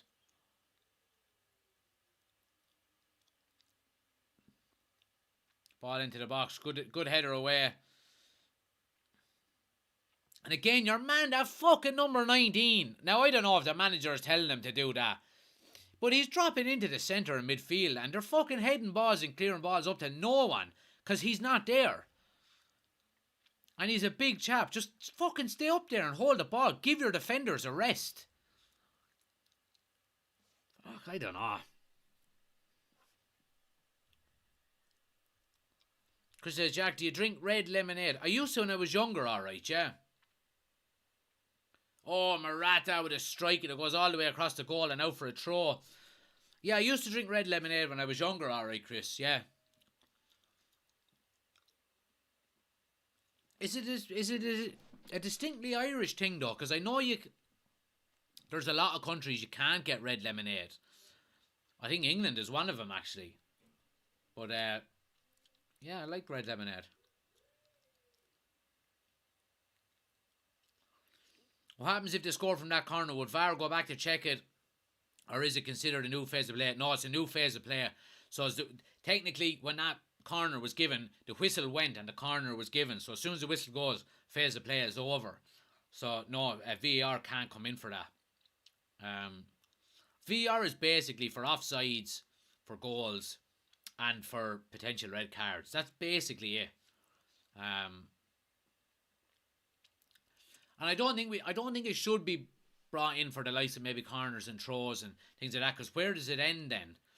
You know, because, and I understand, you know, if you were on the receiving end of a bad decision, and you know you're saying, Jesus, what the fuck is VAR there for? But if that was the case, we'd literally be stopping every 20 seconds to check VAR for a decision, you know, and there'd be no kind of continuity of the game at all. You know, but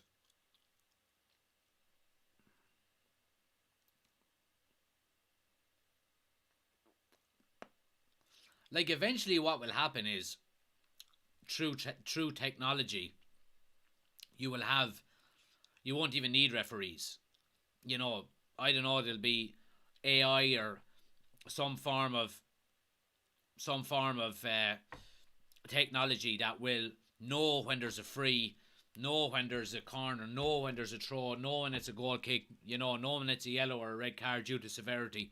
You know, eventually we will get to that stage, and you know it'll just be in an instant. You know, now I don't know, am I talking 50 years, 100 years down the line? I don't know, but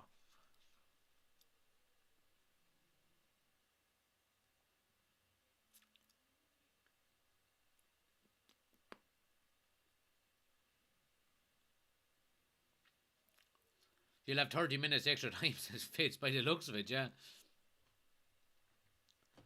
Had to be stopped for corners, says Ricey. It had to be, or it should have been there. Or it was stopped in the past. Because if you want it for corners, then you're going to want it for throws, and then you're going to want it for, you know, everything, and it's just going to be two stop start.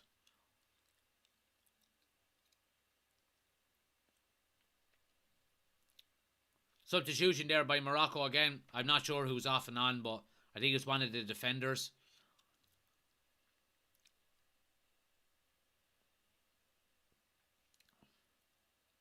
It had to be stopped for corners, right? Okay. So it was obviously, that was the case then. It was obviously they were stopping all the time.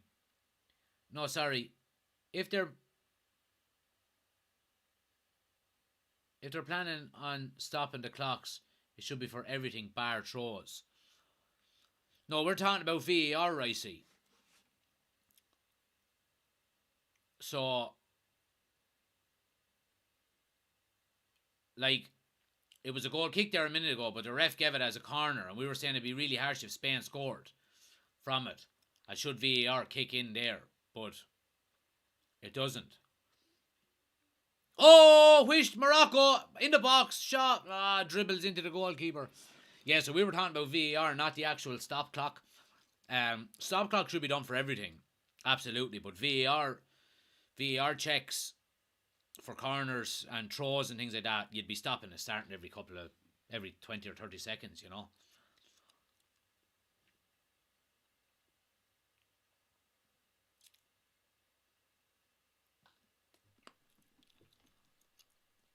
thought it was a chat about the stop clock like rugby. No. But on that stop clock, though, I'm all for that. Like, we were mentioning it earlier on about, some people are giving out about there's so much at a time and things like that. But I'm all for it. I mean, it gives us more football to watch, and it might hopefully take some of this bullshit diving and time wasting out of the game, where lads will just say, we can't fucking do that anymore. You know what I mean? Like, since VAR has come in, we've basically seen diving for penalties stop. Now it still happens, but, on the odd occasion, but nowhere near as much as it used to. Because players now know that I can't dive here. I'm just going to go to, it's going to go to VAR and they're going to say, get up, you blouse. You know what I mean? So, if the stop clock is brought in like that, where it's stopped, every time the ball goes out, I don't know, it's automatically stopped. Now, maybe, I have a feeling there's someone in the VAR or somewhere like that in the background that has a stop clock going, and is relaying that information to the referee. So when the ref's clock just stays going, doesn't ever stop. But there's a lad, say, on the sideline just doing that. Every time the ball goes out, stop. When it comes back in, start. So once the 45 minutes hits on the referee's watch, he goes to your man with the stopwatch going, I've got 45 now, what have you got? He said, I've only got 37. Right, we need to add on 8 minutes. And then 8 minutes is relayed and that. So I wouldn't be surprised if that's currently happening. And it should be happening,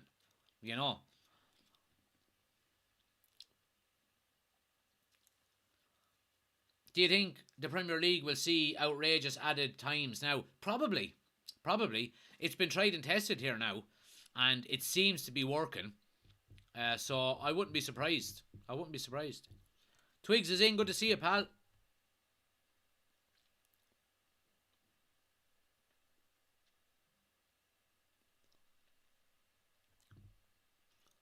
But it'll probably be brought into the Premier League.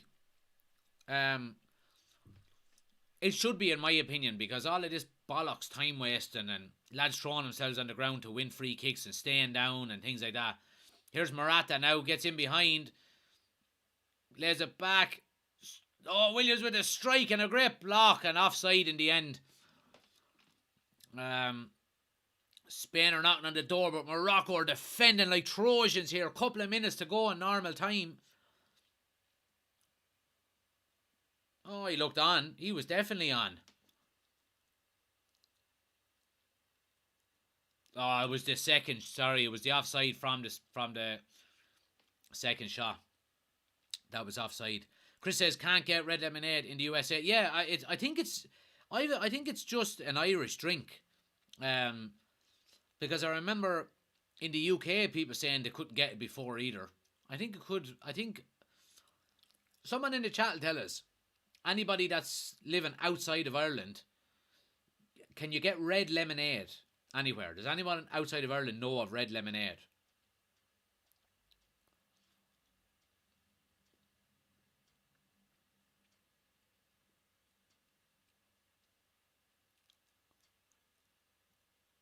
Spain, two fouls let go there, and Spain are coming down the left-hand side here.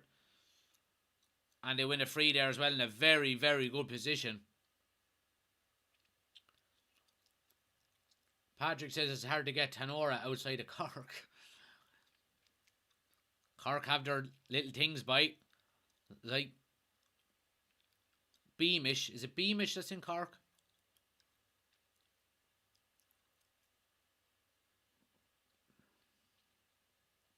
But a great opportunity here now for Spain. A free kick here in line with the box. In line with the edge of the box, just halfway between the box and the sideline. Great opportunity to get a ball in here now. And you would feel so bad for Morocco if Spain were to score here. It'd be a terrible way to go out. 5 minutes of added time.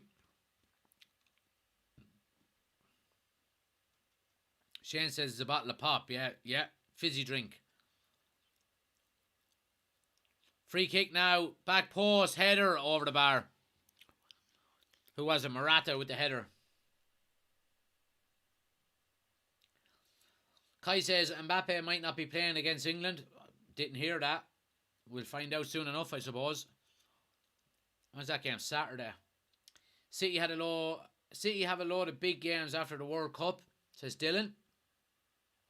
And Fitz says we have red lemonade in Australia. Refer to it as raspberry. Okay, there we go. TK lemonade is what we have here in Ireland. So you have TK lemonade and then TK red lemonade.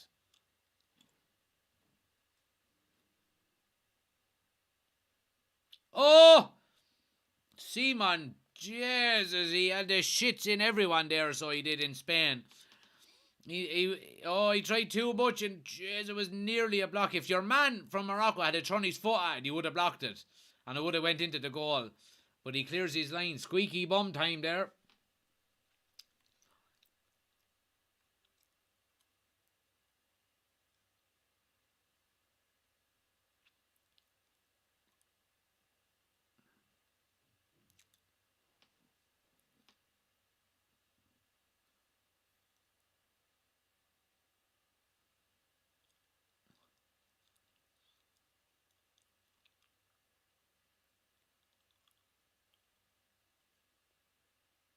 Your man, one of the Moroccan players goes down screaming here. Now, if you're a joke. You're an absolute joke of a footballer to go down screaming and crying like that and 20 seconds later be up running. You're an absolute disgrace of a footballer for doing things like that. And that's why the stop clock needs to be come in for dickheads like that.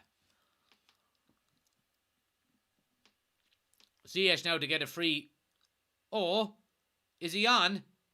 Oh, he missed the shot. Wished. Oh, it's offside, is it? Offside. Let's see. Dylan says, are you a coffee or a tea man? Coffee. I love a cappuccino in the mornings. I don't drink tea at all. Also, Nah, Kai, come on now. Come on.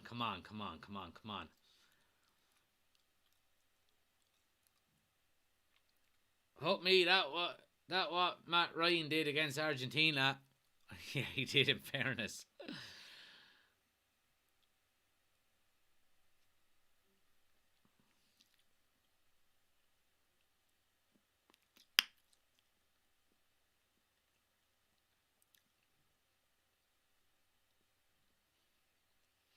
So, what have we got? Little over 90 seconds to go here. And then it's extra time.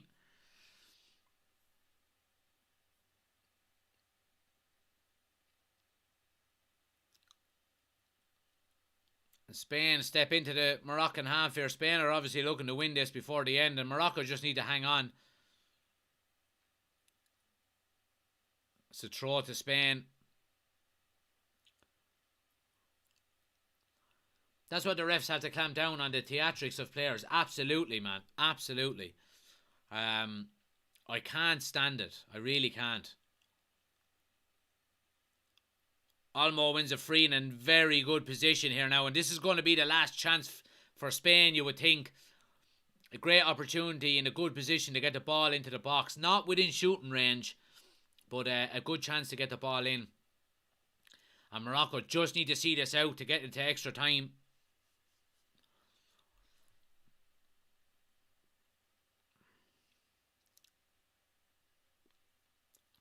It's going to be Olmo to swing it in.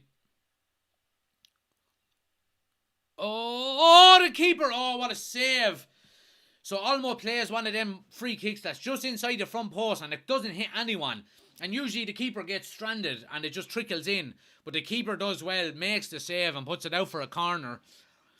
And Spain are going to have one more attempt here from this corner. And they've gone sharp basically with every corner so far, but not with this one. Into the box. Header. Morocco cleared their lines.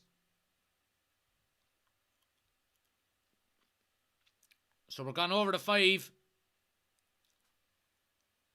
And that'll do it. That's the end of the 90 minutes and it's 0-0. We have extra time on our hands here, ladies and gentlemen. And what a defensive performance out of Morocco. I have to say I've been really impressed with them. Spain have struggled to break them down. They really have. Morocco parking the bus, says Patrick. Dylan says, has your daughter decided what she wants for Christmas? She's a bit too young.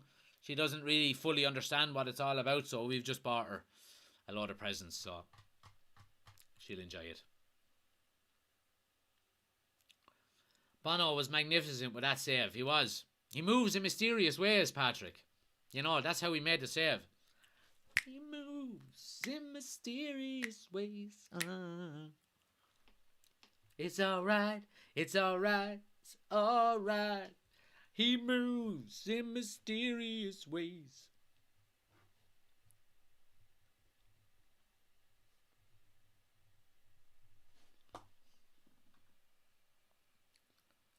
Chris says, Mbappe missed training today, according to reports. That is massive news. If he's missing for that quarter-final against England, that is massive news. Massive, massive, massive news. But,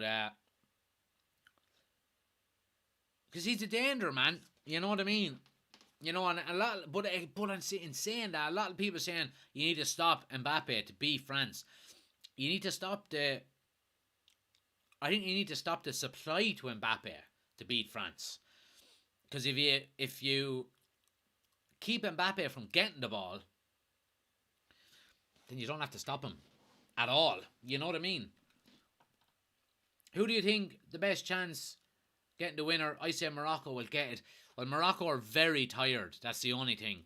And they're dropping deeper and deeper and deeper. They've basically had 11 men behind the ball for the last half an hour.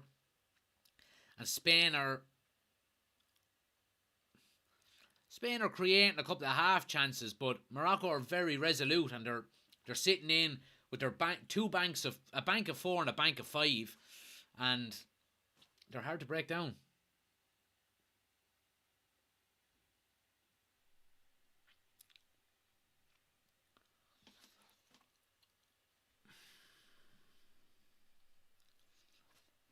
I will go mental if England don't lose. I will go mental if England... So, you'll go mental if England win. Craig says, Man U versus Cadiz tomorrow. Yep. Doing a live watch-along for it as well, Craig. We'll be live from 6:30 tomorrow. I'm really looking forward to it. Back, my United games are back, baby. Woohoo! So, we finally... Like, the World Cup has been good and all, and it's been great to watch games. But, I have no one to shout for. Ireland are not in it. So now that United games are back tomorrow and we're doing watch-alongs, I have someone to shout and roar for again. So yeah. Kick-off is 7 o'clock, Dylan. So we're going live from 6:30. So it's on MUTV, which I've got as part of my Sky package. So, yeah.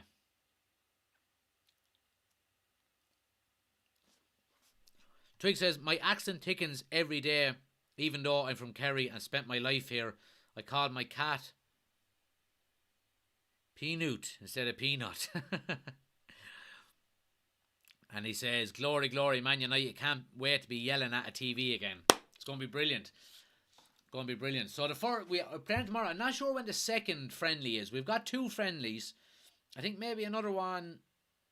Is it Friday maybe? I'll tell you actually. I'll tell you right now.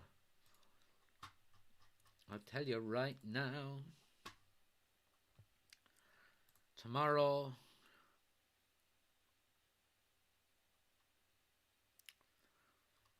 Let's see. Friendlies. Club friendlies. Where are they? Manchester United.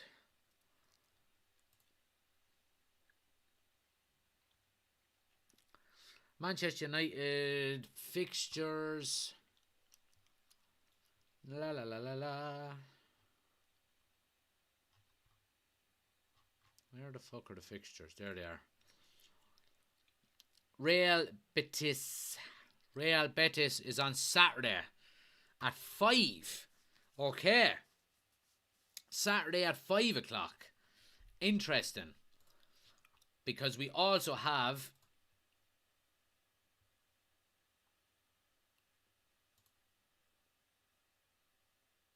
Oh, we could Ooh. We could potentially be doing 3 watch-alongs on Saturday. So we will have either Morocco or Spain versus Portugal in Switzerland at 3. We could go directly into the Man United friendly at 5. And then we could go directly into England and France then at 7. So that could be just a marathon of watch-alongs. 3 into one day. According to live score, anyway, it's on the 10th. Saturday the 10th.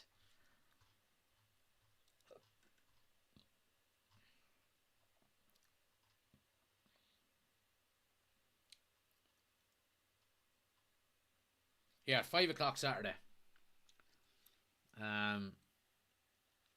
Super Saturdays are back, Patrick. Super Saturdays are back, my man. The scenes in the Chelsea versus Man United game when Casemiro scored, says Twigs. Oh my God.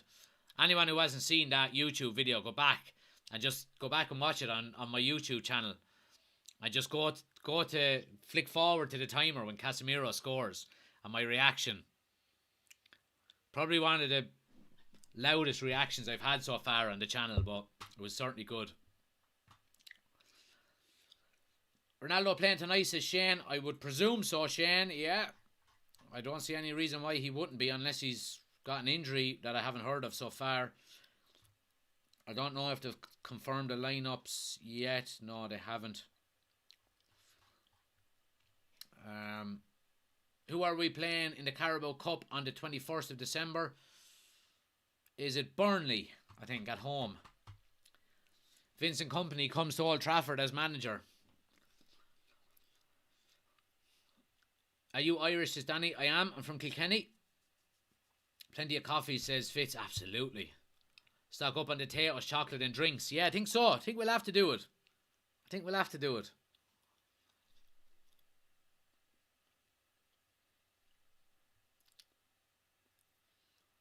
Shane says apparently he had a big row with the manager after the last sub game, says Shane. Do you know what, Shane? I'm not surprised in the least of him fucking getting all pissed off over being substituted and he's 37 years of age. Us as United fans know it all too well. The fucking dickhead.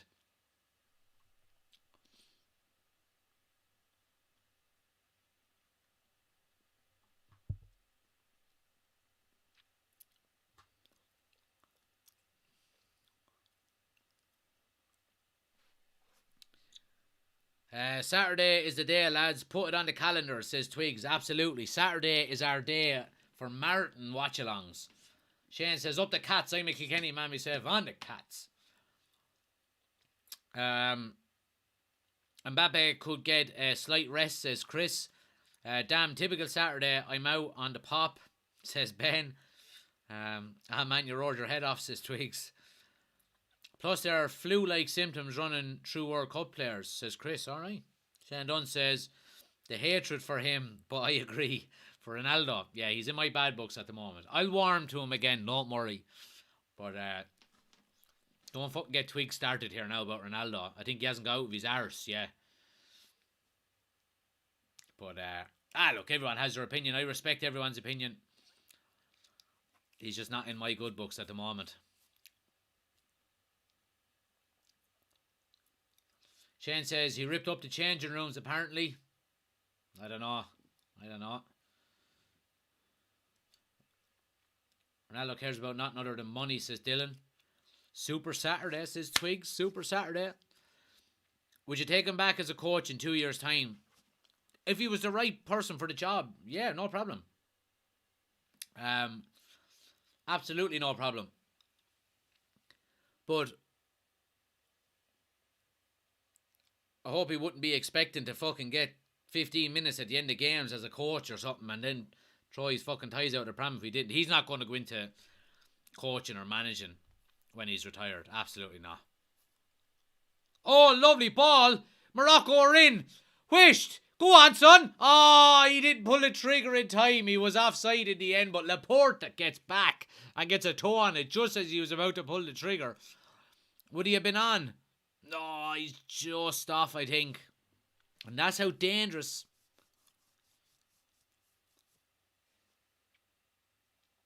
Oh, he hit Laporte with a toe on it, and his shot just is into thin air. Just, whoops. I'd say the Newcastle owners are sick that United is up for sale now, says Karen. I heard a report that they were potentially looking at the possibility of selling Newcastle to buy Manchester United. Now, I don't know how genuine them reports are, but that'd be unbelievable, wouldn't it?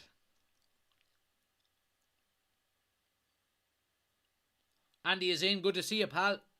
Thanks for joining us again.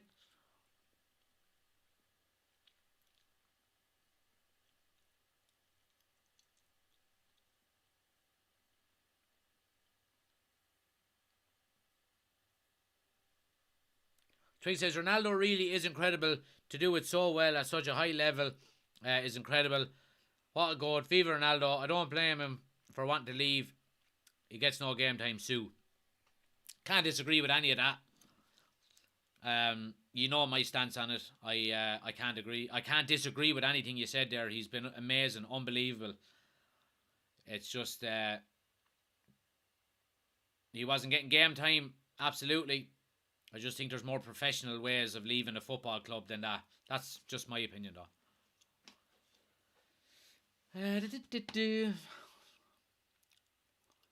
Fitz says Moroccan players are spent, yet wrecked. Shane says prediction sport for Switzerland, Portugal. I'm going 3-1 to Portugal. That Amrabat looks a decent player, says Andy. He does. Absolutely, he does.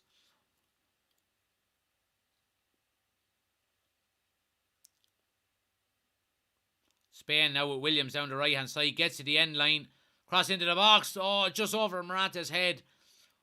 And Morocco clear, but Spain keep possession. There's going to be an interesting final few minutes. I'm going to get rid of my chewing gum. 1 sec. I'm talking like I have no teeth.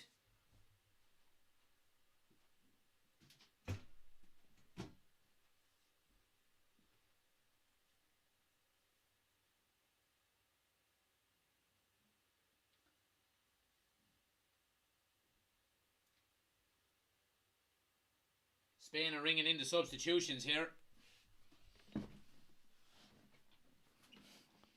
So they are. We're polar opposites when it comes to Ronaldo, says Twigs. Yeah, it was immature of him, to be fair.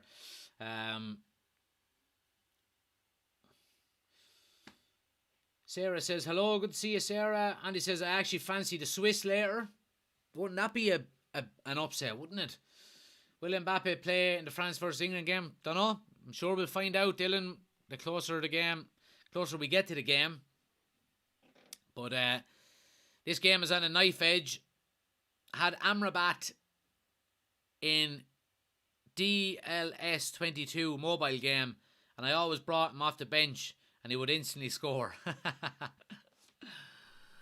Yeah, there's some players like that. Like, I remember playing Football Manager a couple of years ago, and I bought... Who did I buy? Did I buy Tielemans when he was unknown? Maybe it was more, 3 or 4 years ago. Yeah, it was definitely longer, because 2 years ago we were in COVID and I wasn't playing it then. Yeah, it was 3 or 4 years ago, and he went on to just be like he won like did he win the Ballon d'Or or something? He was playing with me. He was absolutely unbelievable, worth like 120 million by the time I was finished with him.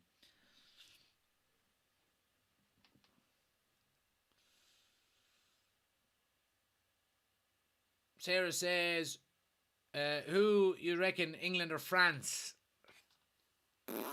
Oh, I don't know. I really don't. Like, I think on paper they're so evenly matched. But I think it all comes down to the way Southgate is going to set England up. If he's going to go defensive, or if he's going to, open the floodgates and let him go. Oh, Morata gets to the end line, cuts it back. Oh, and a great defensive header. And Morocco are not going down without a fight here. But yeah, I mean, France, England, flip a coin. Flip a coin. Twig says England will be demolished, but then Fitz reckons England are going to win. So yeah, I mean, it's going to be interesting. Cross into the box now. Oh, falls to Fatty. Was it? Oh no, it wasn't. Valde. But it's blocked and goes for a throw to Spain. Oh, Ziyech is fucking very lucky. He threw a boot in there and kind of half caught the boot of the Spanish player. And if he got it one down and it went to VAR, it probably would have been a penalty. Evan is in. Good to see you, pal. Thanks for joining us. Here's Morocco coming away now and they win a throw. And they'll be happy enough with that now. Slow the game down. Sarah says, I was thinking England, but just thought I'd ask you. Yeah, I mean, it's going to be interesting. It's going to be a good game. Hopefully it's going to be a good game. Haven't been on in a while. So glad you're live, says Evan. Appreciate it, pal. We're going to be on again later for the Switzerland-Portugal game at 6:45 on YouTube or on TikTok. So make sure you're subscribing to both, guys. The link to the YouTube channel is on my homepage, or just search United Community Channel on YouTube. We got the full experience over there. We've got the scoreboard, the timer, the starting 11 is running across the bottom, all of that good stuff. So if you want to go over and subscribe to the YouTube channel, make sure you do that as well. Anyone who goes over there tends to not go back to TikTok and watches them all over there. Garden says, I think there's a mistake in the two keepers for England-France game. Probably. They're hitting a nail on the head there. Whether they make it in that game, that's the thing. But both of them usually do have a mistake in them. You would have to say.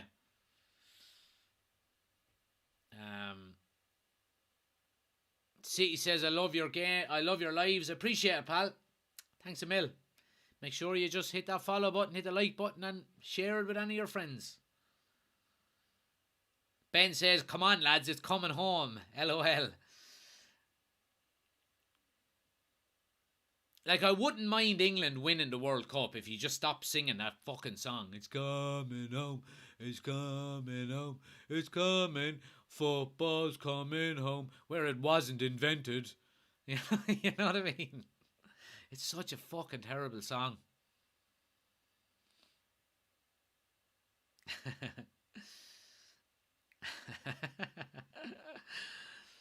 City says, do you play FIFA?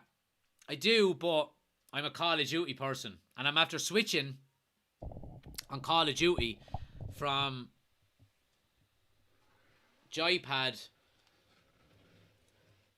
to mouse and keyboard, and it's been really tough. I've been playing the last few nights, and yeah, mouse and keyboard is way more difficult than controller when it comes to Call of Duty. So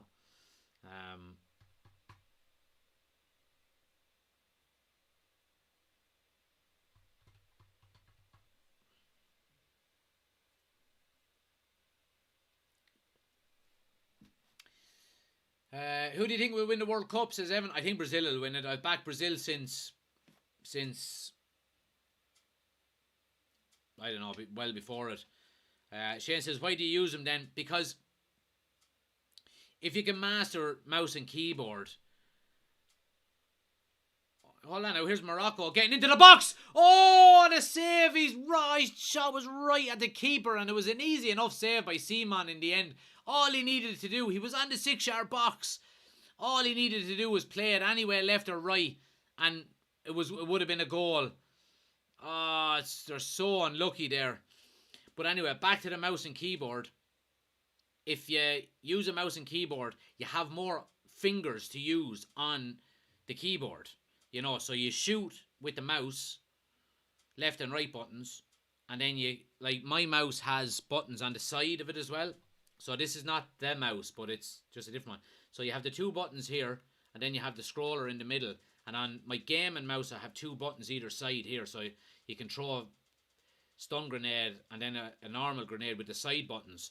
And then you use the keyboard then for movement, jumping, and all that kind of stuff. And it's way quicker because you have extra, like, if you hold the controller, right? So if you're holding the controller and you're holding it like that, right? these two fingers here, your two ring fingers and two baby fingers, they're not being used. Whereas if you put that hand on a keyboard, you can use all your hands or all your fingers.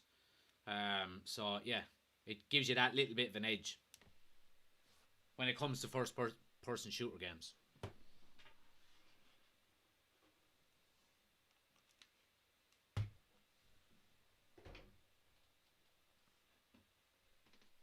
But yeah, so it's really difficult. But I'll get there. I'll get there. I'll get there. Fitz says, give me the original joystick anytime. Yeah, the little knob like that with a button on it. Remember that? And remember the very first Sega Mega Drives? And you had the joypad had the stick on it with the one button. That was unreal. What if you're missing your two back fingers, says Shane? Well then, you're goosed. You start using your toes or something. Kevin says, do you like Apex Legends? I've never actually played it, and I watch some of the guys a lot playing it online. You know, you'd watch the Doc and Tim the Tapman and a few of the boys. And it does look, but I have a little one, and it's hard enough to get to play a game of Call of Duty, let alone multiple different games, but it certainly is a game I might get into. I heard the online play is quite... Is the online Apex Legends, is that free like Warzone is? Or do you have to pay for it? Because if it's free, I might download it and give it a go someday.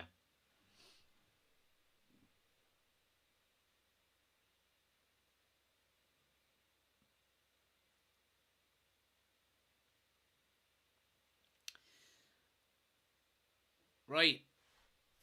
That's half time, guys. Oh, I never stopped the clock here, or the timer here either. Let me stop it and get started. So half time, 15 minutes to go before we have PKs, as the Americans call them, or penalty shootout, as the rest of the world calls them.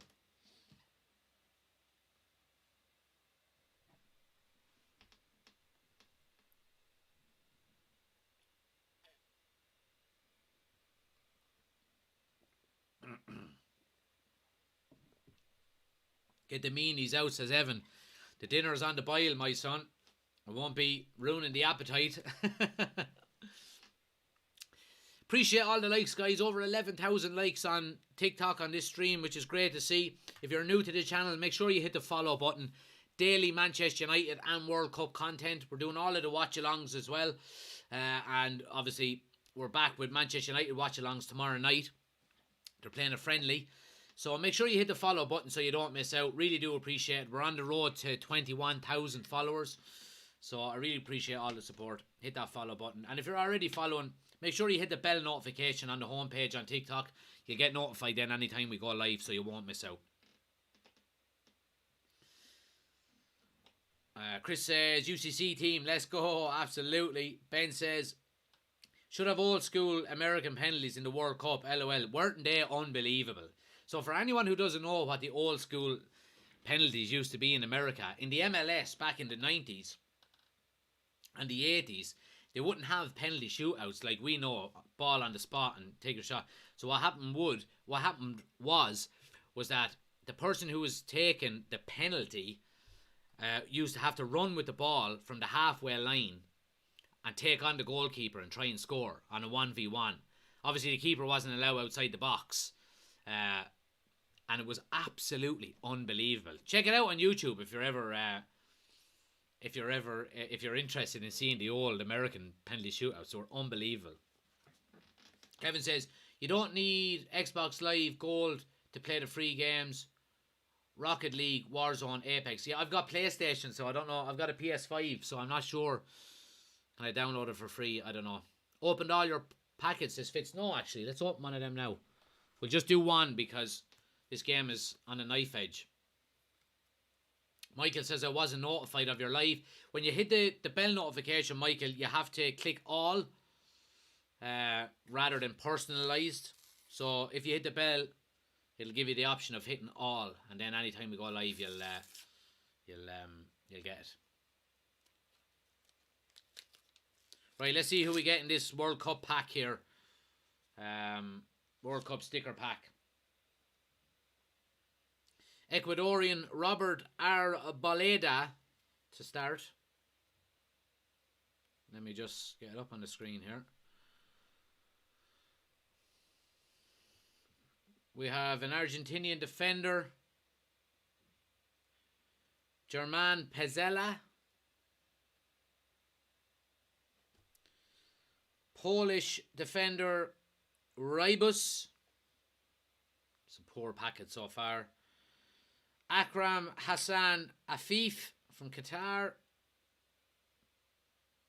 And finally, we finish with a decent enough one, German midfielder Joshua Kimmich. So there we go.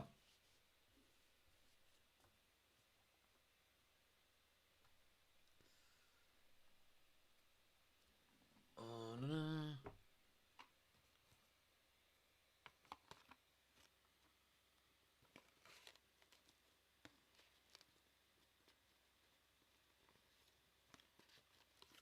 Now, Chicken Nugget is in. Good to see you, pal. Thanks for joining us. All good. Hope you're doing well. Kevin says, yeah, all free. Right. Okay, I'll download it and give it a go. Michael says, that explains it. What did you think of Brazil last night? To be honest, I didn't see an awful lot of it, Michael. The little one has been sick the last couple of days, so I haven't been able to watch it an awful lot. I just seen the goals, but by all accounts, Brazil absolutely just blew South Korea away. And you'd have to say they're kind of peaking at the right time, really, aren't they? Jack says this match is so boring. I don't know. I'm really enjoying it. I think Morocco are defending really, really well, and like I said earlier, not every game is the game is not just about attacking, and you have to appreciate really good defensive play as well, and keeping their shape, and they know they're not the superior team here, so you know they have a game plan, and they're sticking to it quite well so far. Now they have 12 minutes more to get through, and then, I mean, if they can get through this 12 minutes and win it on penalties, there won't be anyone in Morocco complaining about the way they play.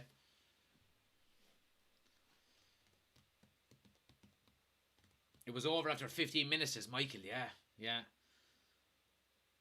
Chicken Nugget says, love to see Ronaldo and Messi final. World Cup winner takes all. There'd be no question on the GOAT then, would there? If either one of them won the World Cup.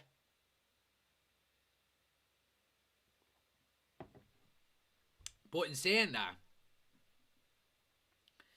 if they go through to the final, both of them, and both of them don't have a big part to play in terms of goals in their next few games, and maybe even goals in the final, you know, are you still going to turn around and say, you know, one should be greater than the other if they didn't have a massive input? Like, you look at Maradona, for example, in 86, he basically... Now, look, they were a fucking good team, that Argentinian side, but Maradona scored some amount of goals, and, you know, you would like, neither of them are really favourites. Neither of them have this, like, I would put Portugal and Argentina in terms of favourites outside of Brazil, France, and maybe even England, you know.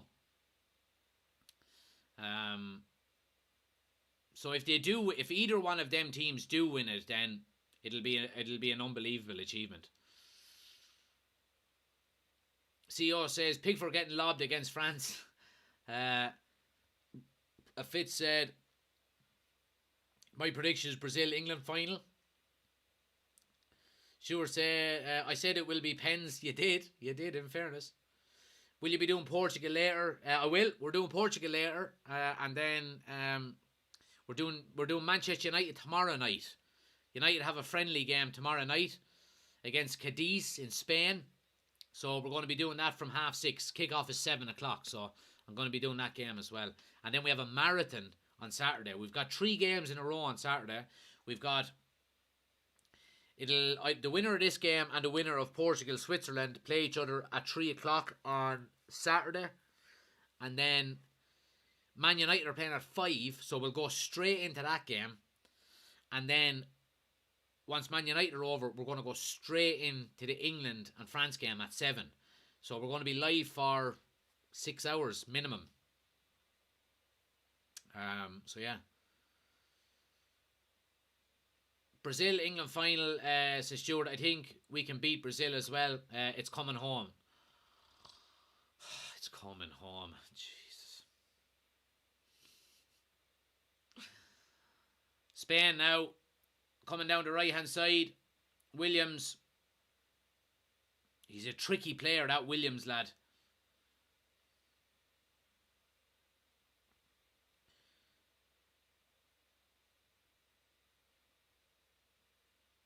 So what have we got? Just over 8 minutes of play. Sykes comes back on after going off injured. He doesn't want to go off. They were about to sub him off, but he's saying, no, I'm seeing it out. Spain are pinning him back here. Oh, and they clear their lines. Not fully. Busquets is under it. Spain keep possession. And they're really, really, really up against it here in Morocco. They're absolutely out on their feet. And they've got 8 minutes. And you, even with your man Sykes there now, he's not moving freely. He's hobbling around the place. And if you're the manager, you're getting him off that pitch, even though he's the captain. I mean, you know, individual pride can't take precedent over the team. You know, he wants to stay on. He wants to, you know, but if you're hobbling around the place, off you come. There's a fucking quarter final at stake here.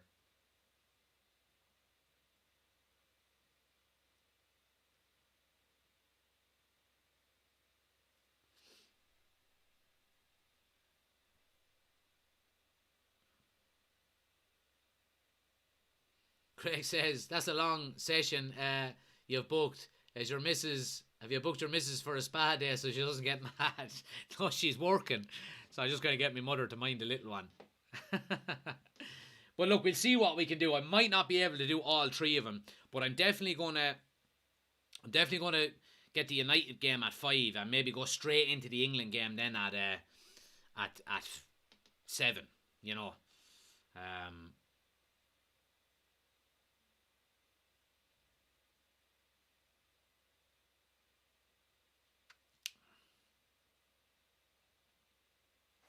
Who's going to win on penalties, says Liverpool fan. If it gets there, Morocco are out on their feet here, and Spain haven't pinned back. But I mean, you can never determine penalties. Look at Japan last night. You know, Morocco are defending like absolute warriors here.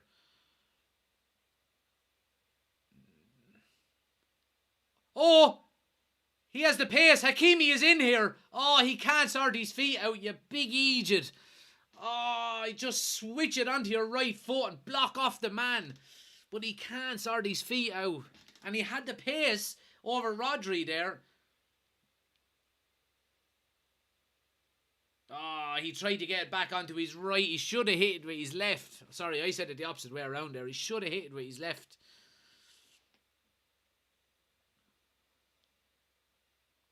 What is Tato's cheese and onion chocolates?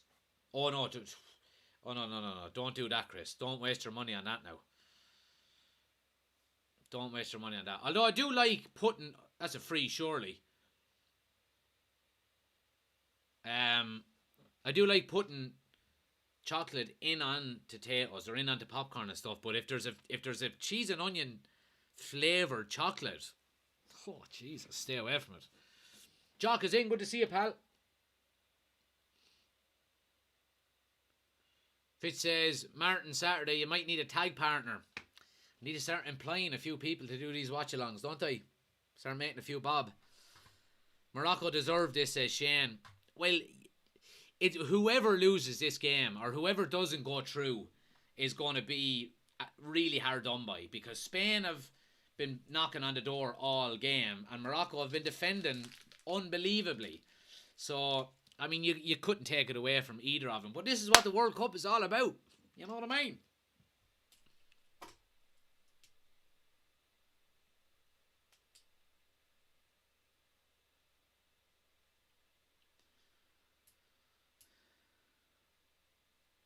So what have we got? Just over 4 minutes of normal time. I can't see there being much added on though.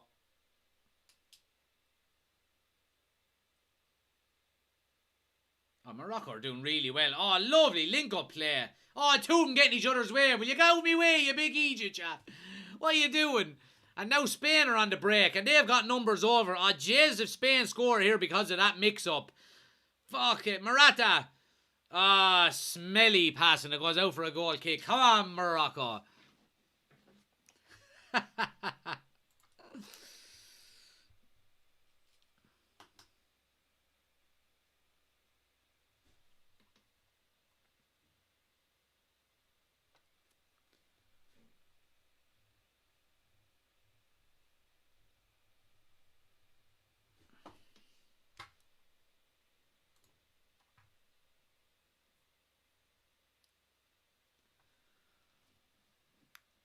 I mean, it's squeaky bum time here now, so it is. Spain are going to make another change. Are they bringing lads on to take penalties? That was a push in the back there against the Moroccan player. And Williams is in down the right-hand side here.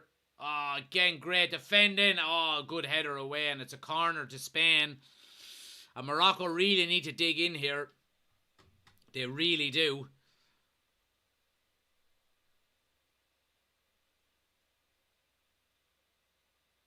Oh, no, I don't think it was all the way out. Morocco are claiming that the ball went out before the cross, but it's like the Japanese goal, really. I don't think the full ball wasn't out there. Fitz says out. Yeah, I want it to be out because I don't want, Morocco to lose, but if I'm being honest, I think there's a slight bit of the ball that's still in play.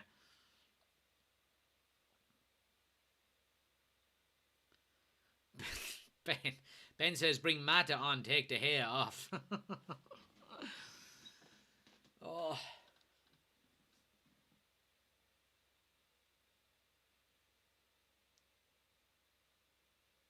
Morocco need a finisher, says Tommy.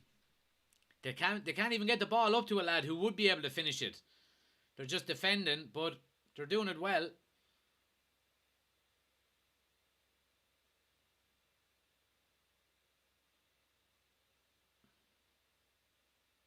Spain have the ball now again in defence. Many countries in Europe, all you citizenship when only born in one country, says Chris. I think I know what you're saying there, Chris. So, yeah, so there's free travel in between countries. Now, you need your passports and stuff like that, but, yeah, it's called the European Union. So, there's free travel in between. There's no borders, really. You're okay. Visas are generally easy to get. If you're going to live, you're entitled to go and live anywhere in the EU. All of that kind of stuff. Who do you think will win if it goes to penalties? Flip a coin. Flip a coin. It's one of them things. Penalties are just something you can't call, really, I mean, look at Japan last night. Would you have said Japan were going to miss their first 3 penalties? Was it the first 3 they missed? Or they missed 3 in total? Corner now to Spain. Well headed away. But they keep the ball on the edge of the box here now. Spain do. Trying to get another cross in. And Morocco defending really well. And that's 30 minutes. We have 3 minutes of added time. So 3 minutes to go. 3 minutes to go.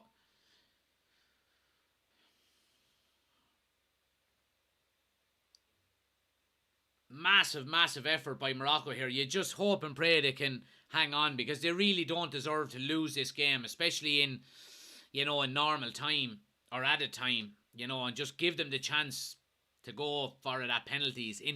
But Spain are keeping possession here now. They're not in any rush. 2.5 minutes. Left to right, looking for an opportunity. But Morocco are there again. Spain keep possession. Ball with Busquets with the shot and a great block. Morocco clear their lines again and they're just getting the ball clear.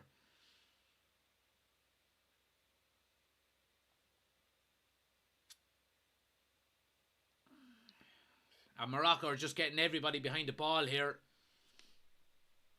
And they're absolutely out on their feet. They're exhausted.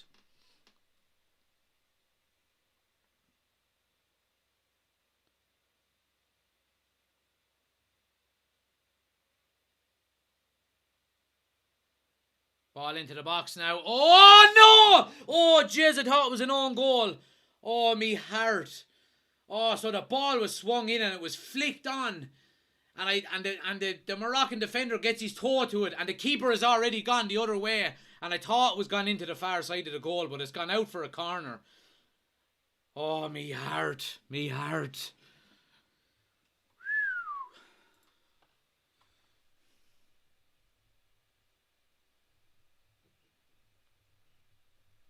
Corner now to Spain.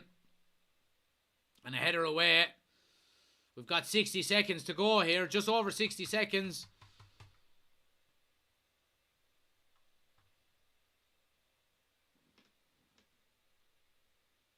But again, Morocco are doing really well. Oh, they play it through. Here's Busquets now. Spain are just looking for an opening to go wide with it. It's going to be a cross into the box here now. Oh, back post. Oh, Jesus, he should have scored. Who was it? Ferran Torres, was it? Or Pedri? Sarabia coming in at the back. Oh, he steams in at the back post and he's on his own. Oh, mercy. He would have been onside as well by the looks of it.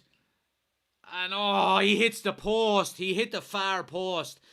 And is this Morocco's night? All he has to do is hit the target and it's a goal. This could be Morocco's night, lads. Jesus. Fucking hell. And the Morocco fans are up in arms. And there it is. We have a penalty shootout on our hands here. And it's the first penalty shootout for the United Community Channel live watch-alongs. Fair play to Morocco, says Ben. Absolutely. Absolutely.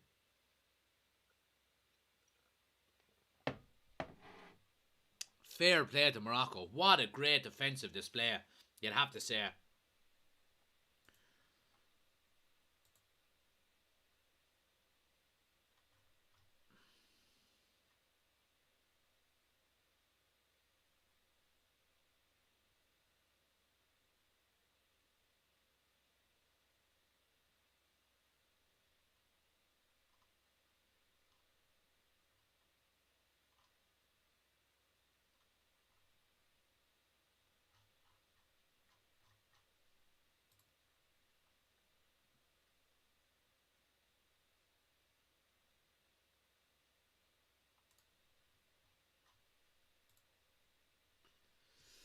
Come on, Morocco, says Tommy.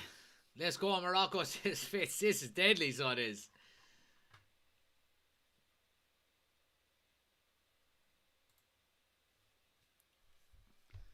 Would you take one? Let me know in the chat. Would you take one? Yes or no? To get your team into the quarterfinals. If you were Moroccan or even Spanish. Would you put your name forward? Would you put your hand up as one of the 5 to take the penalty? Oh, Jesus. Fitz says yes. Alfie says definitely. Chris says definitely. Ben says yes. Oh, I was always terrible at penalties, but Daniel says yeah.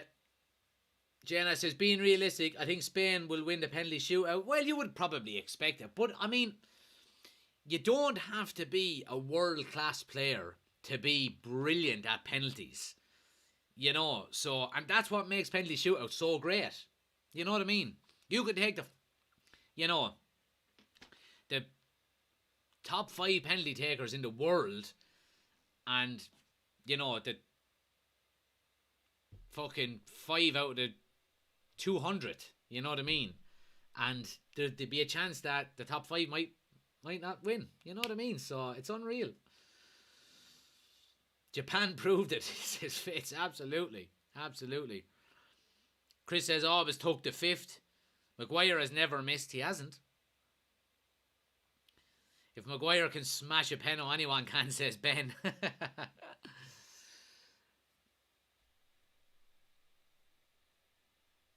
Cindy Young, go fuck yourself.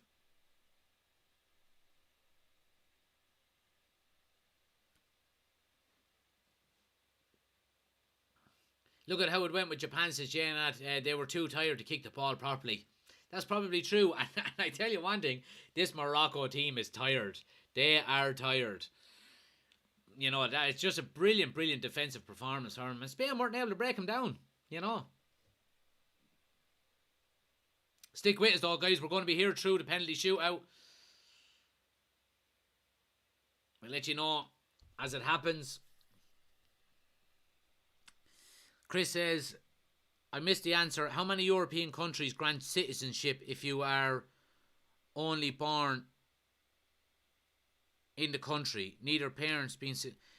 How many European countries grant citizenship if you are only born in the country?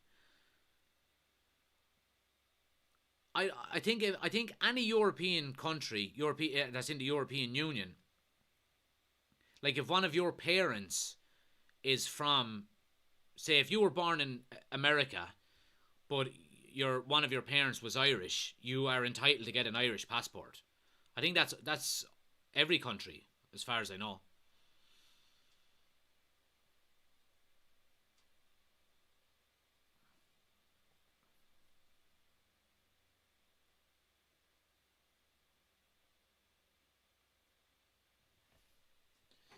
So Bono, is he going to be moving in mysterious ways here on the goal?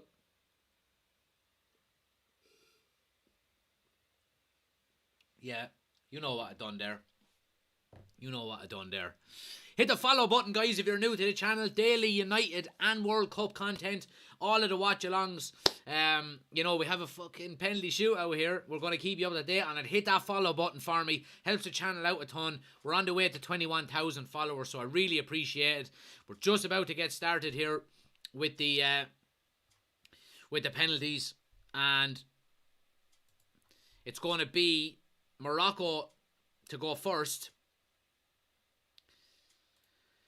Going to be Morocco to go first, and who's first up? I don't know who's first up, to be quite honest with you. Let me see. Sabiri is first up. Oh, he looks nervous. He looks nervous. Morocco have the advantage going first. Yeah. So basically any team that goes first has a slight advantage. But we're just about ready to go here. Sabiri, and he has a long wait. Sabiri versus Simon. Man, ref, the fuck. Jesus Christ, you have him standing there for about 20 minutes. He looks nervous. He looks nervous. I'm going to say miss. Whistle blows. Ah, cool as you like. Sends the keeper the wrong way. 1-0 to Morocco. 1-0 to Morocco.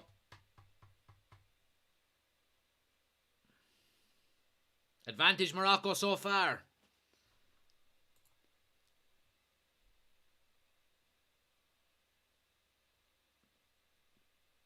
Sarabia to take the first one for Spain. And again, he looks a bit nervous. He looks a bit nervous. Fitz said they're going to miss Spain, are going to miss their first. Well, this lad looks nervous, so he does. All of the Spain supporters behind the goal. Oh, he looks very nervous. And there's more Moroccan fans in the ground and you can hear him whistling. He's sorting his feet out. He looks a bit jittery. Whistle goes. Steps up. Oh, I knew it! Fitz, you were on the button. He hits the post. Keeper goes the right way and he hits the post. And Morocco take the advantage into the second penalties. Oh, big upset on the cards, have we? He certainly strikes it well with plenty of power, but just not on target. Hits the post. I think keeper has it covered, to be honest. Oh, he looked nervous from the start, so he did. So 1-0 to Morocco. One penalty each. So Ziyech is going to take the second one for Morocco.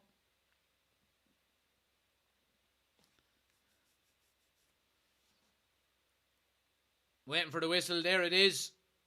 Run up. Ah, down the middle. Keeper dives out of the way. It's 2-0 to Morocco. Now Morocco have taken an extra penalty, of course, but Down the middle, I'm telling you, the way to go is high down the middle. Because if the keeper dives, he can't get back to it. High down the middle is 99% guaranteed.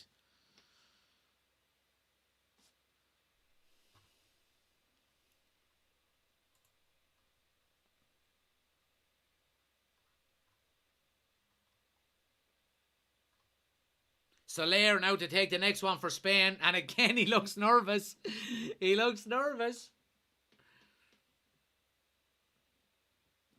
And Bono giving him the eyes. Soler, slow run up. Oh, and it's saved! It's saved! A fucking terrible penalty. You big idiot, ya. Oh, he just strolled up. And it was like what I said earlier on about that lad that done it last night for Croatia. A little confident, slow run up, thinking I'm the fucking man. And the keeper's foot is on the line, so it's good. You fucking idiot, ya. You absolute idiot. Take a penalty properly. But no, you little fucking stroll up to the ball. You deserve to lose for that, so you do. Fucking stupid penalties. Fucking run up and hit the ball properly. Terrible penalties. And I'm delighted. I hope Morocco win. Come on, Morocco. Hit the follow button for Morocco. Come on. Here we go. Chance to make it 3-0 here. Oh, it's saved by Simon. It's saved. Okay, it's still advantage to Morocco. Saved. It's a poor penalty. It's way too close to the goalkeeper. Keeper guesses the right way there. He saves 9 times out of 10. Way too close to the keeper. And a slight glimmer of hope for Spain here. Morocco are still 2-0 up, but obviously Spain are taking this third penalty now with Busquets to make it 2-1. And the Spanish captain waiting on the whistle.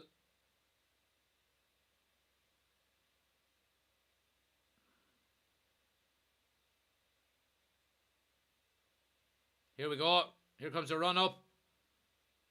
Oh, the keeper saved it. Bono is absolutely destroying this World Cup. Oh, Bono will be singing It's a Beautiful Day once this fucking game is over. Unbelievable. Unbelievable. Unbelievable. Unbelievable. Oh my God. Unbelievable. And Busquets, again, I keep saying it, another little fucking smelly, short, slow run up. Fucking stupid. Run up to the ball and put your foot through it and get it on target. You fucking dopes. You deserve to go out for taking penalties like that. And I'm delighted. Morocco just need this.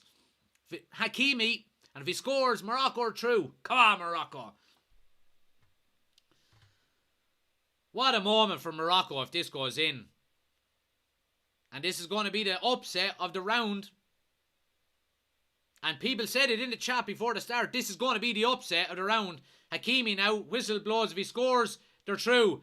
Oh, he chipped it down the middle. Oh, you dirty. Oh, my God, you filthy man. He chipped it down the middle to put his team into the last 16. That is absolute filth. That is absolute filth. You filthy, filthy man. Hakimi. Ah, Morocco are through. My God, what a finish. What a finish. And you know what? They deserve it. I'm absolutely delighted for him. Absolutely delighted for him. Unbelievable. Unbelievable. Unbelievable. Brilliant. What's the time? I have to make that into a TikTok. Ah, delighted for him. Absolutely delighted for him, so I am. Absolutely superb. Guys, smash a like on the video if you haven't already done so. If you're new to the TikTok, hit the follow button. We're going live again in little under an hour for the second game, so I hope you can all come back and join me. Hit the follow button and hit the bell notification. We're going live again for Portugal and Switzerland at 6:45, so in just under an hour. Now, hopefully we can get as exciting a game as this. Absolutely unbelievable. And a great watch. Really, really was a great watch. And I'm delighted for Morocco. After them penalties, the audacity of Spain, just to think they can stroll up to penalties and hit them like that.